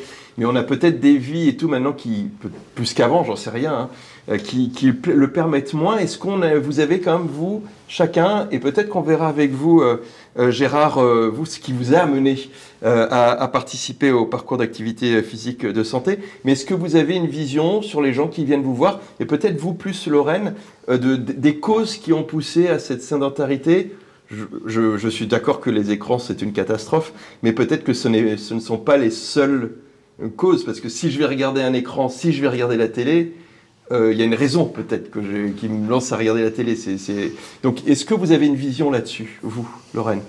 Alors on a un mode de vie qui tend beaucoup plus vers la sédentarité, que ce soit dans les emplois, dans tout le mode de vie de manière générale. Je dirais les modes de transport, on est beaucoup plus sur des modes de transport inactifs maintenant qu'avant. Donc je pense qu'effectivement c'est quelque chose qui amène vers la sédentarité. Après, effectivement, nous, on se rend compte que la population qui vient vers nous est énormément sédentaire. Et malheureusement, du coup, souvent, ils viennent vers nous sur recommandation du médecin parce qu'ils se rendent compte, effectivement, qu'ils ont déjà des effets néfastes sur leur santé et qu'il est encore temps de réagir. Mais souvent, donc, c'est effectivement une fois que les effets néfastes sont arrivés que les gens viennent vers nous. On a assez peu de gens qui viennent vers nous en disant je me sens un peu sédentaire. Oui, est-ce qu'ils expliquent la raison? Est-ce qu'ils ont analysé? Est-ce qu'ils se sont dit, tiens, moi, la raison pour laquelle je suis sédentaire, c'est parce qu'un jour, je me suis blessé, j'ai arrêté de faire du sport, et voilà, ou parce que, tout simplement, j'avais plus le temps, ou j'avais l'impression d'avoir plus le temps, je me donnais pas le temps. Peut-être que, justement, l'idée, c'est de se réserver un moment. Est-ce qu'il y a une vision là-dessus? Parce que ce serait intéressant de savoir. Là, on parle de soins, mais pour faire de la prévention, il faut aussi connaître la cause. Aujourd'hui, le temps d'écran est la raison principale de modification des chiffres. C'est-à-dire sur les 20 dernières années, le temps d'écran a explosé et ça, c'est du temps de loisir. C'est-à-dire qu'aujourd'hui, on a modifié nos loisirs. Aujourd'hui, nos loisirs, ça va être, pour ne pas citer des plateformes de streaming ou du réseau social. Et ça ne va plus être aller faire, en tout cas moins, faire son jardin ou aller faire d'autres choses. Le temps d'écran a clairement explosé dans toutes les couches de la société, à tous les âges. Et c'est l'impact aujourd'hui le plus fort, c'est ce qui ressort sur les études.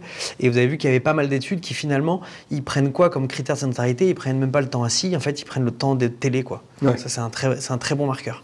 Et après, effectivement, le mode de transport, je pense, joue aussi. Mais ça peut-être sur la phase encore avant, c'est peut-être plus passage des années peut-être 30-40 aux années à l'avènement de la voiture. Mais sur les 20 dernières années, c'est clairement le loisir. Mais c'est vrai que maintenant, moi quand je vois les trottinettes électriques, je me dis ah là là, mince, les gens avant au moins qui prenaient le vélo, maintenant en plus il y a la trottinette électrique. Bon, on recule encore en termes d'activité physique. Mais c'est vrai que je pense que l'humain, par nature, est quand même feignant. Je pense que c'est dans nos gènes d'économiser notre énergie parce qu'à un moment donné, c'était une question de survie de s'économiser. Et que si on peut prendre l'ascenseur plutôt que les escaliers, instinctivement, ça va être un peu le réflexe. Si on peut prendre la voiture plutôt que la voiture, quand il bruime un peu, on va le faire. Et ça demande vraiment, finalement, des habitudes pour se dire, finalement, c'est quand même rare qu'il pleuve tellement que ça soit vraiment l'horreur d'être en vélo. Tiens, finalement, je mets pas plus de temps à prendre les escaliers que l'ascenseur. Voilà, ça demande vraiment une intellectualisation et un changement de pratique, mais clairement, c'est le temps d'écran qui est au cœur du problème. Gérard, j'imagine, je ne sais pas, hein, mais que c'est peut-être pas l'écran qui vous a emmené à la sédentarité. Donc je rappelle hein, que vous suivez, vous êtes en fin de parcours du parcours d'activité physique et de santé. Vous vous êtes rendu compte que vous aviez fait du sport. Vous étiez sportif à une époque. Oui, j'ai fait du sport pendant très longtemps, très longtemps. Et je dirais que sur les 10 dernières années, j'ai stoppé, j'ai vraiment stoppé. Et qu'est-ce qui vous a fait stopper? Professionnel. C'est le travail. J'étais un indépendant et donc le travail. Quoi, donc là, c'est pas les écrans pour le coup, là, c'est le travail. C'était pas ça du tout. Et j'ai voulu me remettre, la retraite, là, depuis un an et demi, j'ai voulu me remettre un peu d'activité et je n'y arrivais plus. L'organisme ne suivait plus, j'arrivais plus à reprendre les mouvements, etc.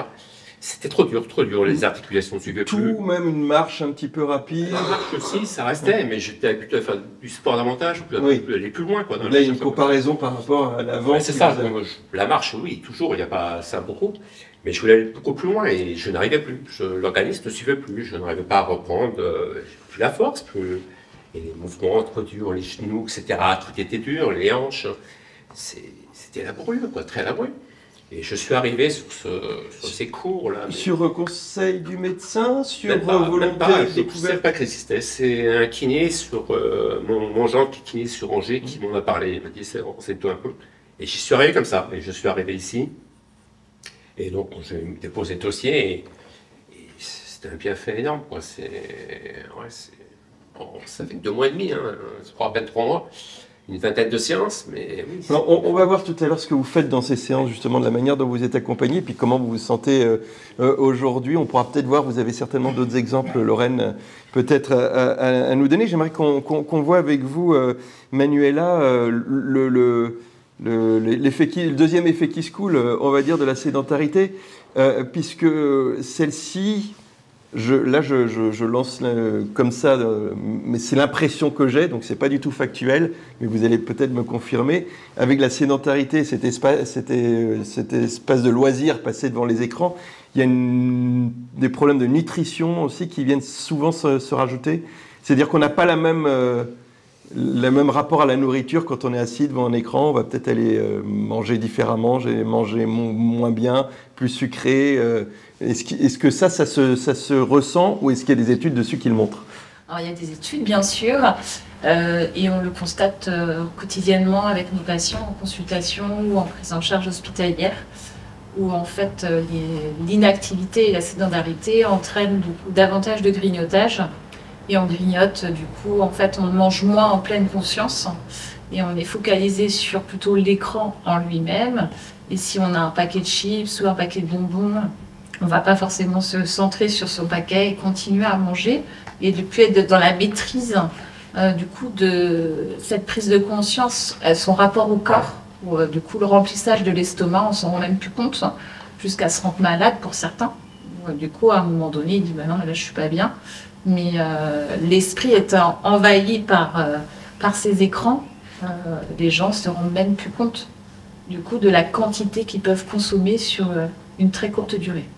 Et du coup, ça augmente encore, j'imagine, il y a des risques qui sont... parce qu'on a parlé des risques de sédentarité, ils étaient nombreux, j'imagine qu'ils sont décuplés, qu'ils sont multipliés en tout cas, par cette sédentarité. On parle d'obésité par exemple, mais j'imagine que les risques sont multipliés, sont démultipliés, les risques de santé, lesquels vont être augmentés par cette consommation un petit peu incontrôlée de nourriture, de sucreries. L'obésité. En fait, ça s'accumule, quoi, c'est le problème. C'est tous les facteurs de risque du coup de la sédentarité qu'on retrouve déjà par le manque d'activité. Où l'absence d'activité fait que en fait, le déséquilibre alimentaire entraîne davantage d'obésité, davantage de problèmes cardiaques, plus de diabète. Parce qu'on a ça qui se rajoute, donc on est bien d'accord qu'on a la sédentarité plus une alimentation souvent qui va avec et qui n'est pas équilibrée. Bah, c'est là en fait où ça devient une mauvaise hygiène de vie en fait. Catastrophique, c'est-à-dire que le problème de nutrition et de sédentarité vont augmenter les risques d'apparition de pathologies qui sont elles-mêmes facteurs de risque d'autres pathologies. C'est-à-dire que quand vous avez diabétique, quand vous avez du cholestérol, bon, finalement, en soi, le patient ne ressent rien, mais ça augmente le risque de faire un infarctus, ça augmente le risque de faire un AVC. Et tout ça, ça s'accumule. Donc en fait, si effectivement vous êtes sédentaire et puis que vous êtes obèse, plus de risque d'avoir du cholestérol et puis du diabète, ce qui augmente le risque, et ainsi de suite, quoi. Mais après, c'est dur de donner des proportions, mais ça s'accumule, ça s'empile, quoi. Oui. Ouais. Est-ce que la pratique d'un sport a un impact sur l'alimentation, sur ce qu'on a envie, les quantités qu'on mange, ce qu'on a envie de manger? Est-ce qu'on a des études là-dessus? Est-ce que par exemple quand on fait du sport, on n'a pas envie de prendre un bonbon derrière ou je sais pas? Est-ce que les deux sont corrélés? On peut avoir une corrélation entre les deux? On va dire qu'il y a des études sur différentes choses, bien sûr, en fonction du ressenti qu'on peut avoir et de la pratique sportive. Les besoins vont être complètement différents. Après, pour certains profils de patients, il y a une méconnaissance aussi de la base alimentaire, le rôle de chaque aliment aussi, et du coup d'adapter en fait notre bon carburant au bon moment. Parce que c'est vrai que si en fait, pour être performant et pouvoir continuer une activité physique le plus longtemps possible, il faut apporter ce carburant le mieux possible, et c'est le avant, le pendant et le après. Et c'est pas forcément que la veille pour le lendemain où j'adapte mon alimentation pour une course bien spécifique. L'alimentation, elle se doit équilibrer quotidiennement et sur du long terme. Les bienfaits d'une alimentation ne se fait pas sur une courte durée, en fait. Et c'est pas parce que je fais une activité physique modérée ou intense, voire une activité sportive, que je peux me permettre de dire tiens, j'ai fait du sport, alors c'est bon, j'y vais, je me mange un ou deux burgers, des frites. Il y a un peu cette idée, moi, que j'ai pu entendre. Non, mais là, je peux y aller, je suis allé courir aujourd'hui, donc c'est bon, je me fais plaisir ce soir. Ça peut se faire de manière épisodique, j'imagine, mais pas systématique. Moi, en complément de réponse, j'apporterais que pour moi, pour discuter avec la plupart des sportifs, je pense que le fait d'être sportif ou d'être actif, ça permet de se rendre compte que quand on fait un gueuleton, derrière, quand on va faire courir, c'est pas la même. Et là, on prend conscience de dire ah ouais, ok, quand en fait, ne serait-ce que se faire un beau entrée, plat, dessert, 3 verres de vin, derrière faire une séance de sport, je sais pas, vous nous direz, je sais pas si vous. Ça se passe comme ça. Non, c'est pas ça que je voulais dire, bien évidemment, mais se dire ah ouais, quand on reprend, se dire en fait l'hygiène que j'ai avant fait que c'est difficile de faire une activité physique ou sportive. Je pense que ça fait prendre conscience que ce qu'on fait a clairement un impact. Après, de temps en temps, se faire des excès. De manière ponctuelle. Je pense que, vraiment, je pense qu'il faut rester dans le plaisir un minimum quand même. Ce qui compte. Il faut du plaisir dans la pratique et l'activité qui nous plaît. Mais dans l'alimentation, la dimension plaisir, partage et convivialité aussi importante que la dimension santé, en fait. Et puis surtout, ce qui compte énormément, on le voit, c'est quand même ce qu'on fait dans le quotidien, c'est dans les habitudes. Ce qu'on fait une fois de temps en temps, s'il y a un repas sur 14 qui... Bon. C'est toujours une question de fréquence et de portions consommées. Ouais. D'accord. C'est compliqué, hein, entre mesurer ce qu'on fait en sport, mesurer ce qu'on mange, c'est pas forcément évident. Parlons du parcours d'activité physique et de santé. Lorraine, on en a parlé un petit peu, ça s'articule sur 3 mois. Comment s'articule, ou plus peut-être d'ailleurs, en gros, comment s'articule ce parcours ? Alors donc le parcours il commence en fonction du prescripteur, ça peut être le médecin traitant, ça peut être des infirmiers, des kinésithérapeutes ou même du bouche à oreille. Donc en fonction des éléments qu'on a, nous on va refaire un petit bilan. Le docteur Godet parlait tout à l'heure d'un entretien un petit peu motivationnel, connaître les antécédents de santé, tout ça. Donc nous on fait ce premier bilan et on fait également les tests physiques qui nous permettent d'évaluer un petit peu la capacité physique de chacun, puisqu'en fonction de notre âge, de nos antécédents de santé, de nos antécédents sportifs aussi, on va avoir des capacités physiques qui vont être complètement différentes et c'est cette base-là qui va nous permettre derrière de pratiquer. Donc nous, on fait tous ces petits tests-là et ensuite on accompagne donc les participants pendant 3 mois à raison de 2 séances par semaine. ce qui fait à peu près une vingtaine de séances sur les 3 mois. Et l'idée, c'est pendant ces 3 mois de leur faire reprendre goût à la pratique, de les accompagner pour qu'ils connaissent mieux leur corps, qu'ils sachent aussi justement quantifier les activités qu'ils peuvent faire et les activités qui vont pour l'instant être encore trop intenses ou trop compliquées pour eux, pour pouvoir à la fin de ces 3 mois retrouver une pratique régulière. Et là, elle peut être vraiment très variée en fonction des besoins de chacun. Soit on est encore sur de l'activité physique adaptée, vraiment où on a besoin d'un accompagnement intense, plutôt de l'activité un petit peu avec moins d'accompagnement, où on va aller vers des associations sportives qui proposent du sport santé, du sport loisir, ou même une pratique en totale autonomie, puisqu'on a des bénéficiaires qui vont tout à fait pratiquer en autonomie par la suite. Quand vous parlez de séances, c'est des séances de quoi? Alors c'est adapté, on l'a bien compris, mais quel sport, quelle activité on va pouvoir faire? Alors nos séances, elles durent 1 heure et nous on les découpe en 2 parties puisque comme le disait le docteur Godet tout à l'heure, c'est intéressant de travailler sur différentes capacités physiques. Donc nous on travaille sur une première partie plutôt sur la partie cardio. Donc le travail de réentraînement à l'effort, pour améliorer tout ce qui va être le souffle, l'essoufflement, etc. à l'effort. Et une deuxième partie, donc à chaque fois c'est à peu près une demi-heure chaque, qui va être en fonction des séances plutôt tournée sur soit du renforcement musculaire, soit plutôt du travail d'étirement et d'assouplissement musculaire. Et donc en fonction, on va jongler un petit peu entre tout ça pour que sur les 2 séances par semaine, on travaille vraiment sur un panel assez large pour avoir des évolutions un petit peu sur l'ensemble des capacités physiques. Pourquoi 3 mois? Et, on en a parlé tout à l'heure, vous avez donné les résultats, un petit peu, quelques résultats au bout de 3 mois.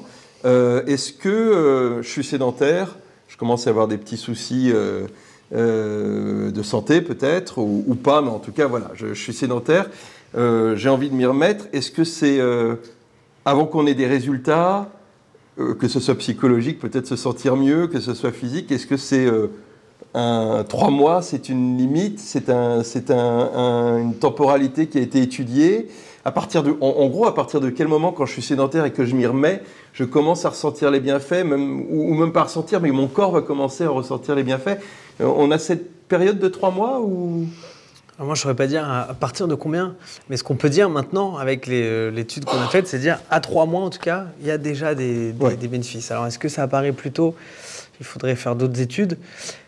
Alors, moi, je n'ai pas été là dans la création du PAPS, mais je pense que 3 mois, c'est ce côté un peu... c'est assez long pour quand même y ait des effets qui se mettent en route, mais c'est quand même pas trop long pour pas que les gens non plus peut-être s'épuisent et puis derrière puissent vivre autre chose comme disait Lorraine et puissent être guidés vers d'autres associations adaptées. Mais en tout cas, ce qui est sûr, c'est que déjà à 3 mois, il y a des bénéfices. Ouais. Vous avez des exemples justement, Lorraine, des bénéfices? Et on va voir ce que vous faites après, Gérard, ce que vous avez pu faire. Mais vous avez des exemples de personnes justement qui sont venues vous voir, qui avaient vraiment, qui vous ont peut-être été envoyés justement de par leur sédentarité, et puis dont vous avez vu l'évolution? Alors oui, on en a plein parce que moi je dirais que chez quasiment tous les pratiquants qu'on accompagne, on voit une évolution. Après des fois, eux vont plus la ressentir que d'autres. Il y en a qui vont nous dire j'ai presque pas progressé. Alors quand on fait les bilans, on se rend bien compte qu'il y a une progression. Mais comme c'est dans le temps, des fois il y en a qui n'en ont pas conscience. Il y en a d'autres qui nous disent que avant de commencer, par exemple, ils n'arrivaient pas à monter les escaliers chez eux. Et qu'au bout de 3 mois, ils montent l'escalier sans être essoufflés. Et pour eux, c'est déjà une super réussite parce que l'évolution, elle est quand même énorme. On ne se rend pas forcément compte, mais d'être en difficulté pour monter un étage, ça peut vraiment être compliqué au quotidien.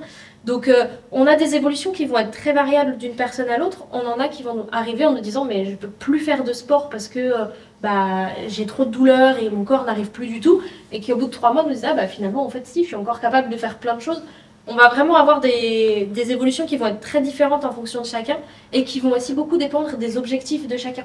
C'est-à-dire qu'en fonction de la raison pour laquelle ils viennent, si c'est pour atténuer des douleurs ou si c'est pour juste se sentir mieux psychologiquement, ils vont avoir aussi d'autres objectifs et donc ils vont être plus attentifs aux évolutions par rapport à leurs attentes. Donc nous, on essaye aussi d'être vigilants à ça, en fonction de l'objectif qu'ils se fixent quand ils arrivent, de travailler aussi sur cet objectif-là.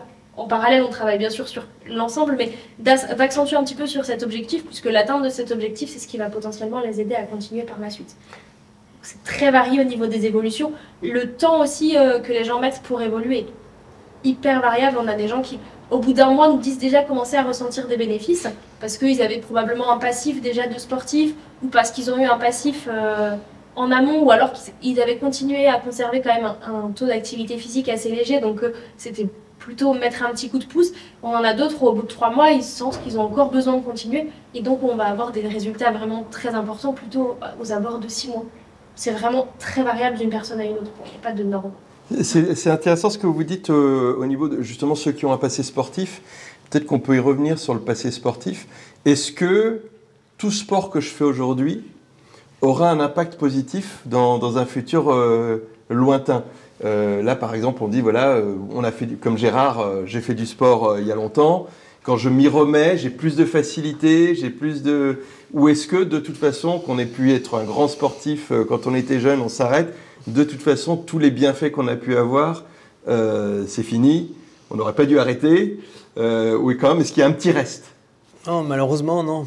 Malheureusement, tout ce qu'on perd, on ne le récupère pas, quoi. C'est pas parce qu'on a été sportif de haut niveau, si on arrête pendant, effectivement, un petit peu comme vous disiez, pendant 10 ans, toute activité sportive et physique. Parce que vous avez bien compris que du coup, l'enjeu, c'est vraiment l'activité physique. Oui, l'activité physique, oui, pardon. On perd ces bénéfices-là, quoi. Alors après, aujourd'hui, moi, j'ai pas de chiffres en tête. Par contre, peut-être ce qui est important à dire, c'est que on sait bien que les bonnes habitudes se prennent dans l'enfance et que les enfants qui ont été licenciés en club seront quand même des adultes qui seront moins sédentaires et qui seront moins inactifs. Ça c'est bien prouvé. Donc c'est peut-être quelque chose qui est important à avoir en tête et transmettre ça à nos enfants, de garder cette culture de l'activité pour le coup sportive, parce que chez les enfants, c'est dans des clubs, mais bon, après j'ai en tête peut-être des... Comment ? On le voit bien avec le programme du réseau. Ouais, on le voit bien sur le programme, nous, dans le réseau, mais peut-être tu peux en parler. On va y revenir rapidement au réseau. Mais en tout cas, bien transmettre cette habitude dès l'enfance. Et je pense que c'est un petit peu pareil aussi dans la nutrition. Les habitudes alimentaires, les habitudes qu'on peut avoir dans l'enfance sont des choses qu'on va réactiver, en tout cas plus facilement à l'âge adulte. Mais après, par contre, si on le réactive jamais... ouais, il faut le réactiver. Donné, il y a des éducateurs sportifs dans la salle ou pas ? Oui. Vous sentez que les enfants, c'est plus compliqué aujourd'hui? Oui. Ouais. Vous leur faites des comment on appelle ça, des études, des tests peut-être physiques. Ouais, des tests physiques, des tests de souffle. Je fais pas des tests à l'oral parce que c'est essentiellement des primaires que je fais. Ouais, des primaires. Je fais pas de tests, mais on remarque quand même une évolution sur la durée, notamment des courses. Quand on fait un cycle d'activité EPS, il faut courir 5 minutes. Et après, les séances d'après 6 minutes, après 7 minutes, etc. Et on voit que la première séance est compliquée, parce que souvent, au bout de 5 minutes, il y en a qui s'arrêtent 1, 2, voire 3 fois, parce que c'est dur. Après, au fur et à mesure, ils font, ils s'arrêtent moins longtemps, ils durent un peu plus longtemps, etc. D'accord, on a quand même une baisse des enfants, mais quand on est enfant, on a plus de facilité peut-être à repartir. En tout cas, on a le corps qui est un peu plus adaptable. Peut-être ce qui n'est pas le cas du veau de Gérard, je suis désolé. C'est vrai. Donc vous êtes arrivé au PAPS avec des douleurs, vous n'arriviez plus à faire de sport, quoi. Au bout de 3 mois, là, quel est votre état d'esprit? Est-ce que faire du sport de manière régulière, c'est quelque chose maintenant pour vous qui est acquise, ou réacquise en tout cas, grâce au parcours que vous avez suivi? Je dirais que c'est réacquis, parce que quand on parlait tout à l'heure que le sport, avoir fait du sport avant, on était quand même habitué, quand on faisait des compétitions pendant longtemps, à mentalement aller chercher l'effort. Et là, j'ai retrouvé ce goût. Et en simplement 3 mois, je dirais que c'était quelques séances et quelques heures, c'est quand même très vite passé. J'ai retrouvé ce goût à aller chercher, à aller me battre un peu, et je le sens bien. Donc la mécanique, elle va suivre. Et toutes les douleurs ont diminué. Oui. Ouais, elles sont toujours là, au bout d'un certain âge, on les a. Bien sûr. Mais elles ont diminué, maintenant vous le sentez... Ah ouais, et là, ça m'a apporté. Et mentalement, j'ai envie de reprendre ça, et je reprends ça, je commence à refaire. Parce que je veux pouvoir aller chercher ça, je veux pouvoir partager avec mes petits-enfants des activités que je ne pouvais plus faire. Ils font tous du sport, mais je ne veux pas rester là, la ramasse derrière, quoi. Donc je veux pouvoir les suivre, et je me bats pour, quoi. Parce que c'est ça aussi la motivation, il faut réussir à la garder. Vous avez vos petits-enfants justement, vous avez envie d'être avec eux, vous avez envie de faire du sport avec eux, de les suivre. La motivation, elle est compliquée aujourd'hui avec toutes les activités qu'on peut avoir. c'est pas forcément évident de la trouver. Quand on se lance dans le sport, il y a un engrenage qui se fait, alors je sais pas, psychologiquement peut-être, qui fait qu'une fois j'ai commencé, j'ai envie de continuer, on devient... Alors il paraît qu'il y a des accros véridiques, enfin, c'est le terme médical même, je crois, on peut être accro au sport, ça peut être une addiction, mais est-ce que le sport entraîne le sport de manière générale? Est-ce que sur les personnes que vous pouvez voir, Laurel par exemple?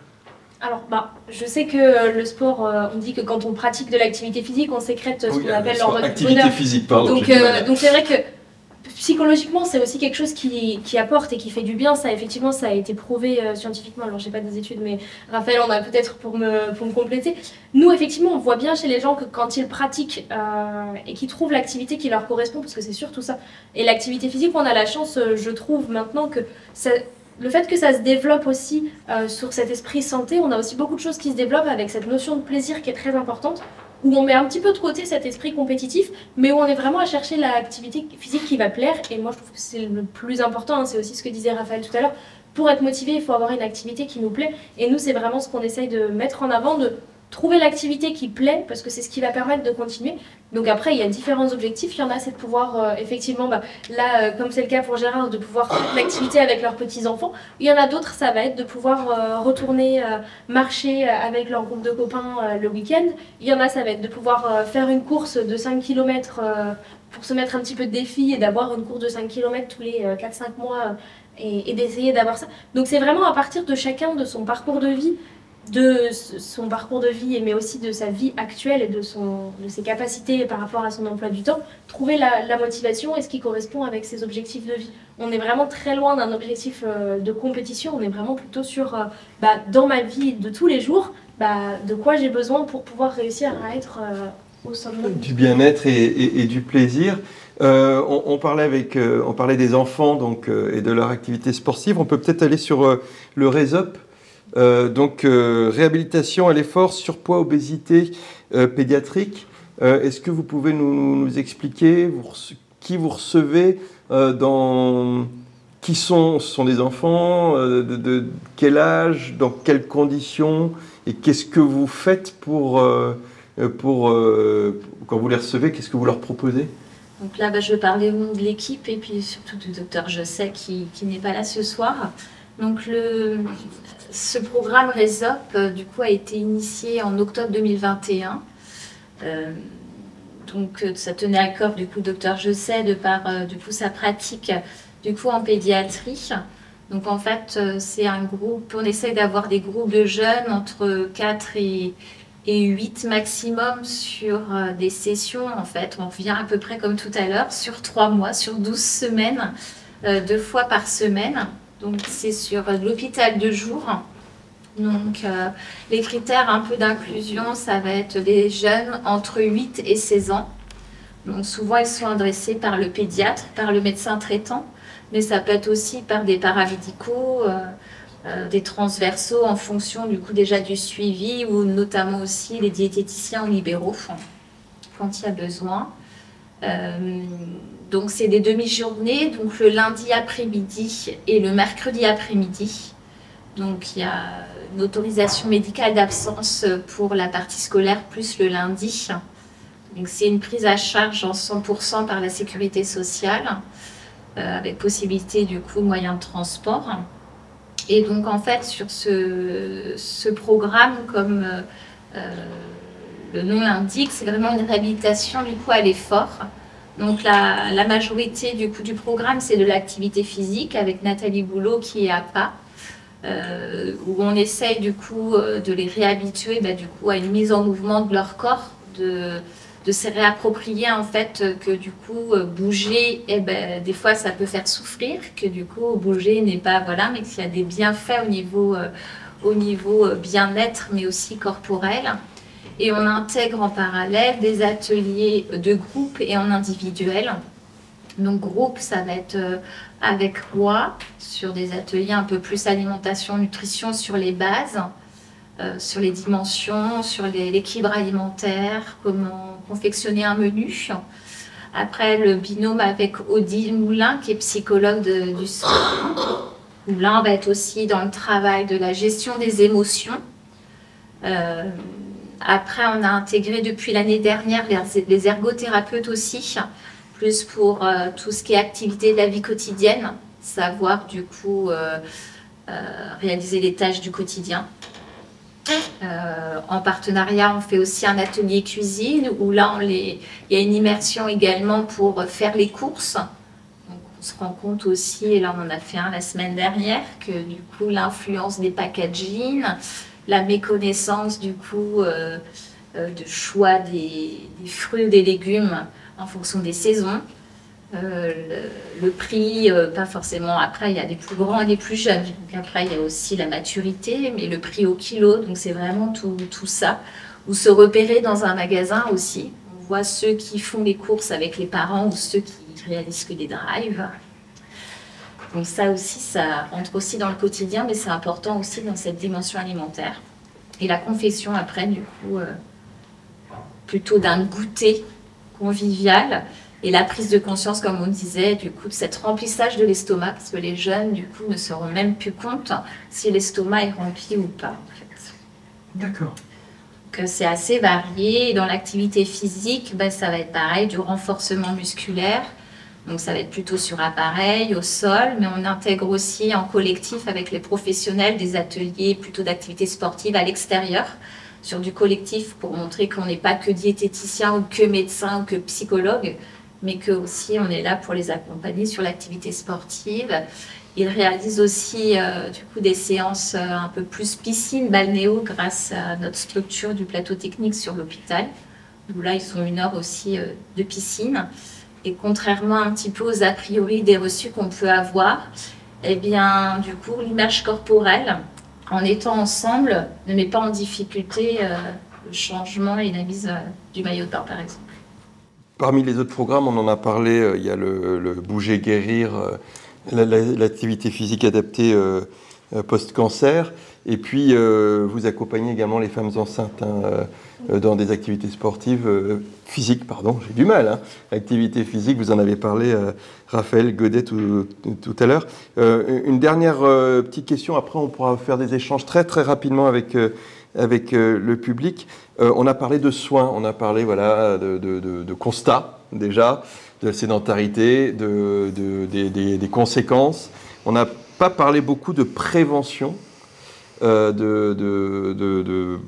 pour inciter les gens à faire de l'activité physique. Moi j'avais l'impression que, pourtant on en parlait, j'ai l'impression qu'on en parle. Et on avait une discussion avec vous, Raphaël. Vous me disiez non, pas tant que ça. Pourtant, j'ai l'impression que c'est quelque chose qu'on rabâche. Il faut manger, il faut bouger. Il faut manger, bouger d'ailleurs. D'ailleurs, on pourrait presque en parler si on avait 1 heure sur les manger, bouger, sur le pub de fast-food. Et puis ensuite, on lui dit allez au fast-food, mais attention, il faut bouger. On est un petit peu sur 2 choses contradictoires. On pourrait peut-être en discuter, mais il faudrait 1 heure de plus.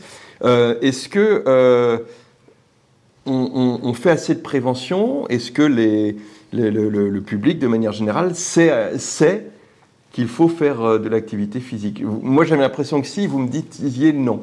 Moi, à votre avis? Ouais, effectivement, moi j'ai la conviction, mais après c'est peut-être quelque chose qu'il faut partager, mais que justement, s'il y a des personnes comme Gérard qui peuvent arrêter pendant 10 ans de faire de l'activité physique, c'est aussi parce qu'on se dit que bah voilà, quand on n'a pas le temps, parce qu'il y a le boulot, les enfants, et ce que j'entends complètement, c'est le premier truc qu'on fait sauter, on va dire, enfin, parce que faut bien sûr faire les courses, s'occuper, faire tourner la maison, faire tourner le travail. Et moi, je pense quand même que effectivement, les gens, ils ont la notion de effectivement cette espèce d'injonction de il faut. C'est vrai que ce serait bien de faire du sport, mais que d'un autre côté, je pense pas qu'ils aient une conscience des chiffres qu'on a présentés tout à l'heure, de cette mortalité qui peut être augmentée quasiment à 2 chez les gens qui restent assis plus de 12 heures par jour et qui ont un niveau d'activité physique faible, parce qu'on a l'impression que parfois il y a des gens qui sont un petit peu dans cette fatalité de dire bah, moi je suis pas sportif, donc moi je fais pas de sport parce que voilà, gamin j'étais le moins bon à l'école et qu'on a le droit de pas être sportif, et que maintenant ça va au-delà de ça, que c'est vraiment comme on disait, un enjeu de santé publique.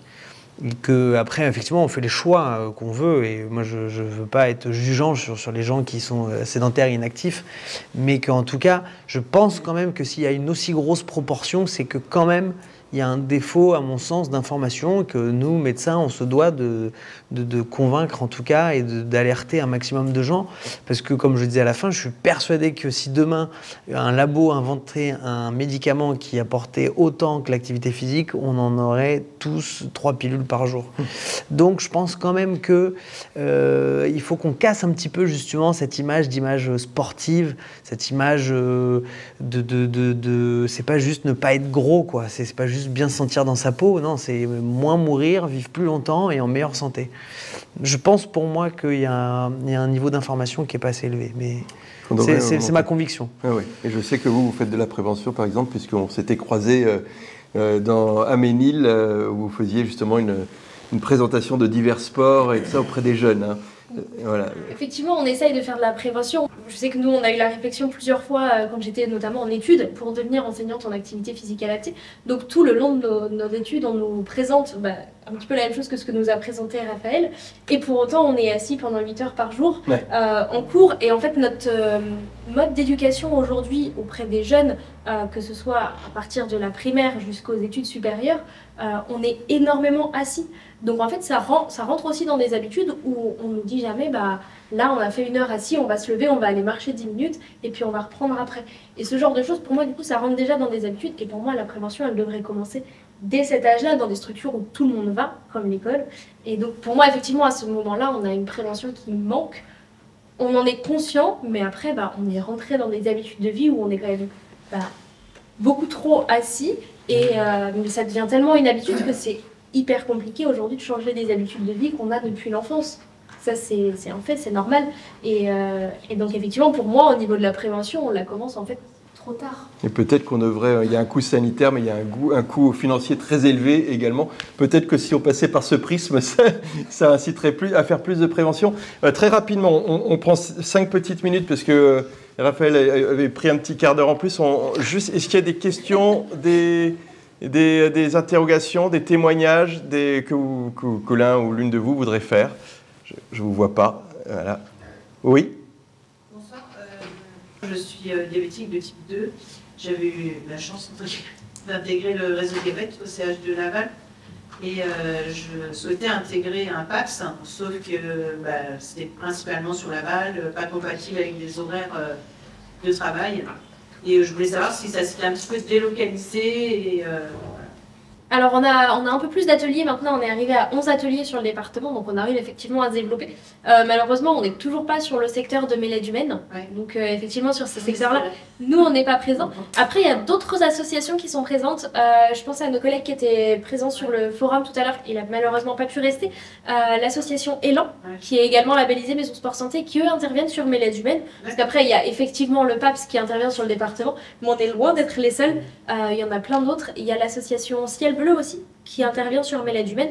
Donc j'ai envie de dire, en Mayenne, alors nous avec le PAPS on est présent sur 11, on a réussi à mettre en place 11 ateliers et on en est très content et on espère pouvoir en déployer encore d'autres, mais on n'est pas les seuls. Il y a la plateforme On y va, qui est une plateforme régionale qui référence toutes les structures qui proposent du sport santé et des activités physiques adaptées, qui peut vous permettre de chercher à côté de chez vous.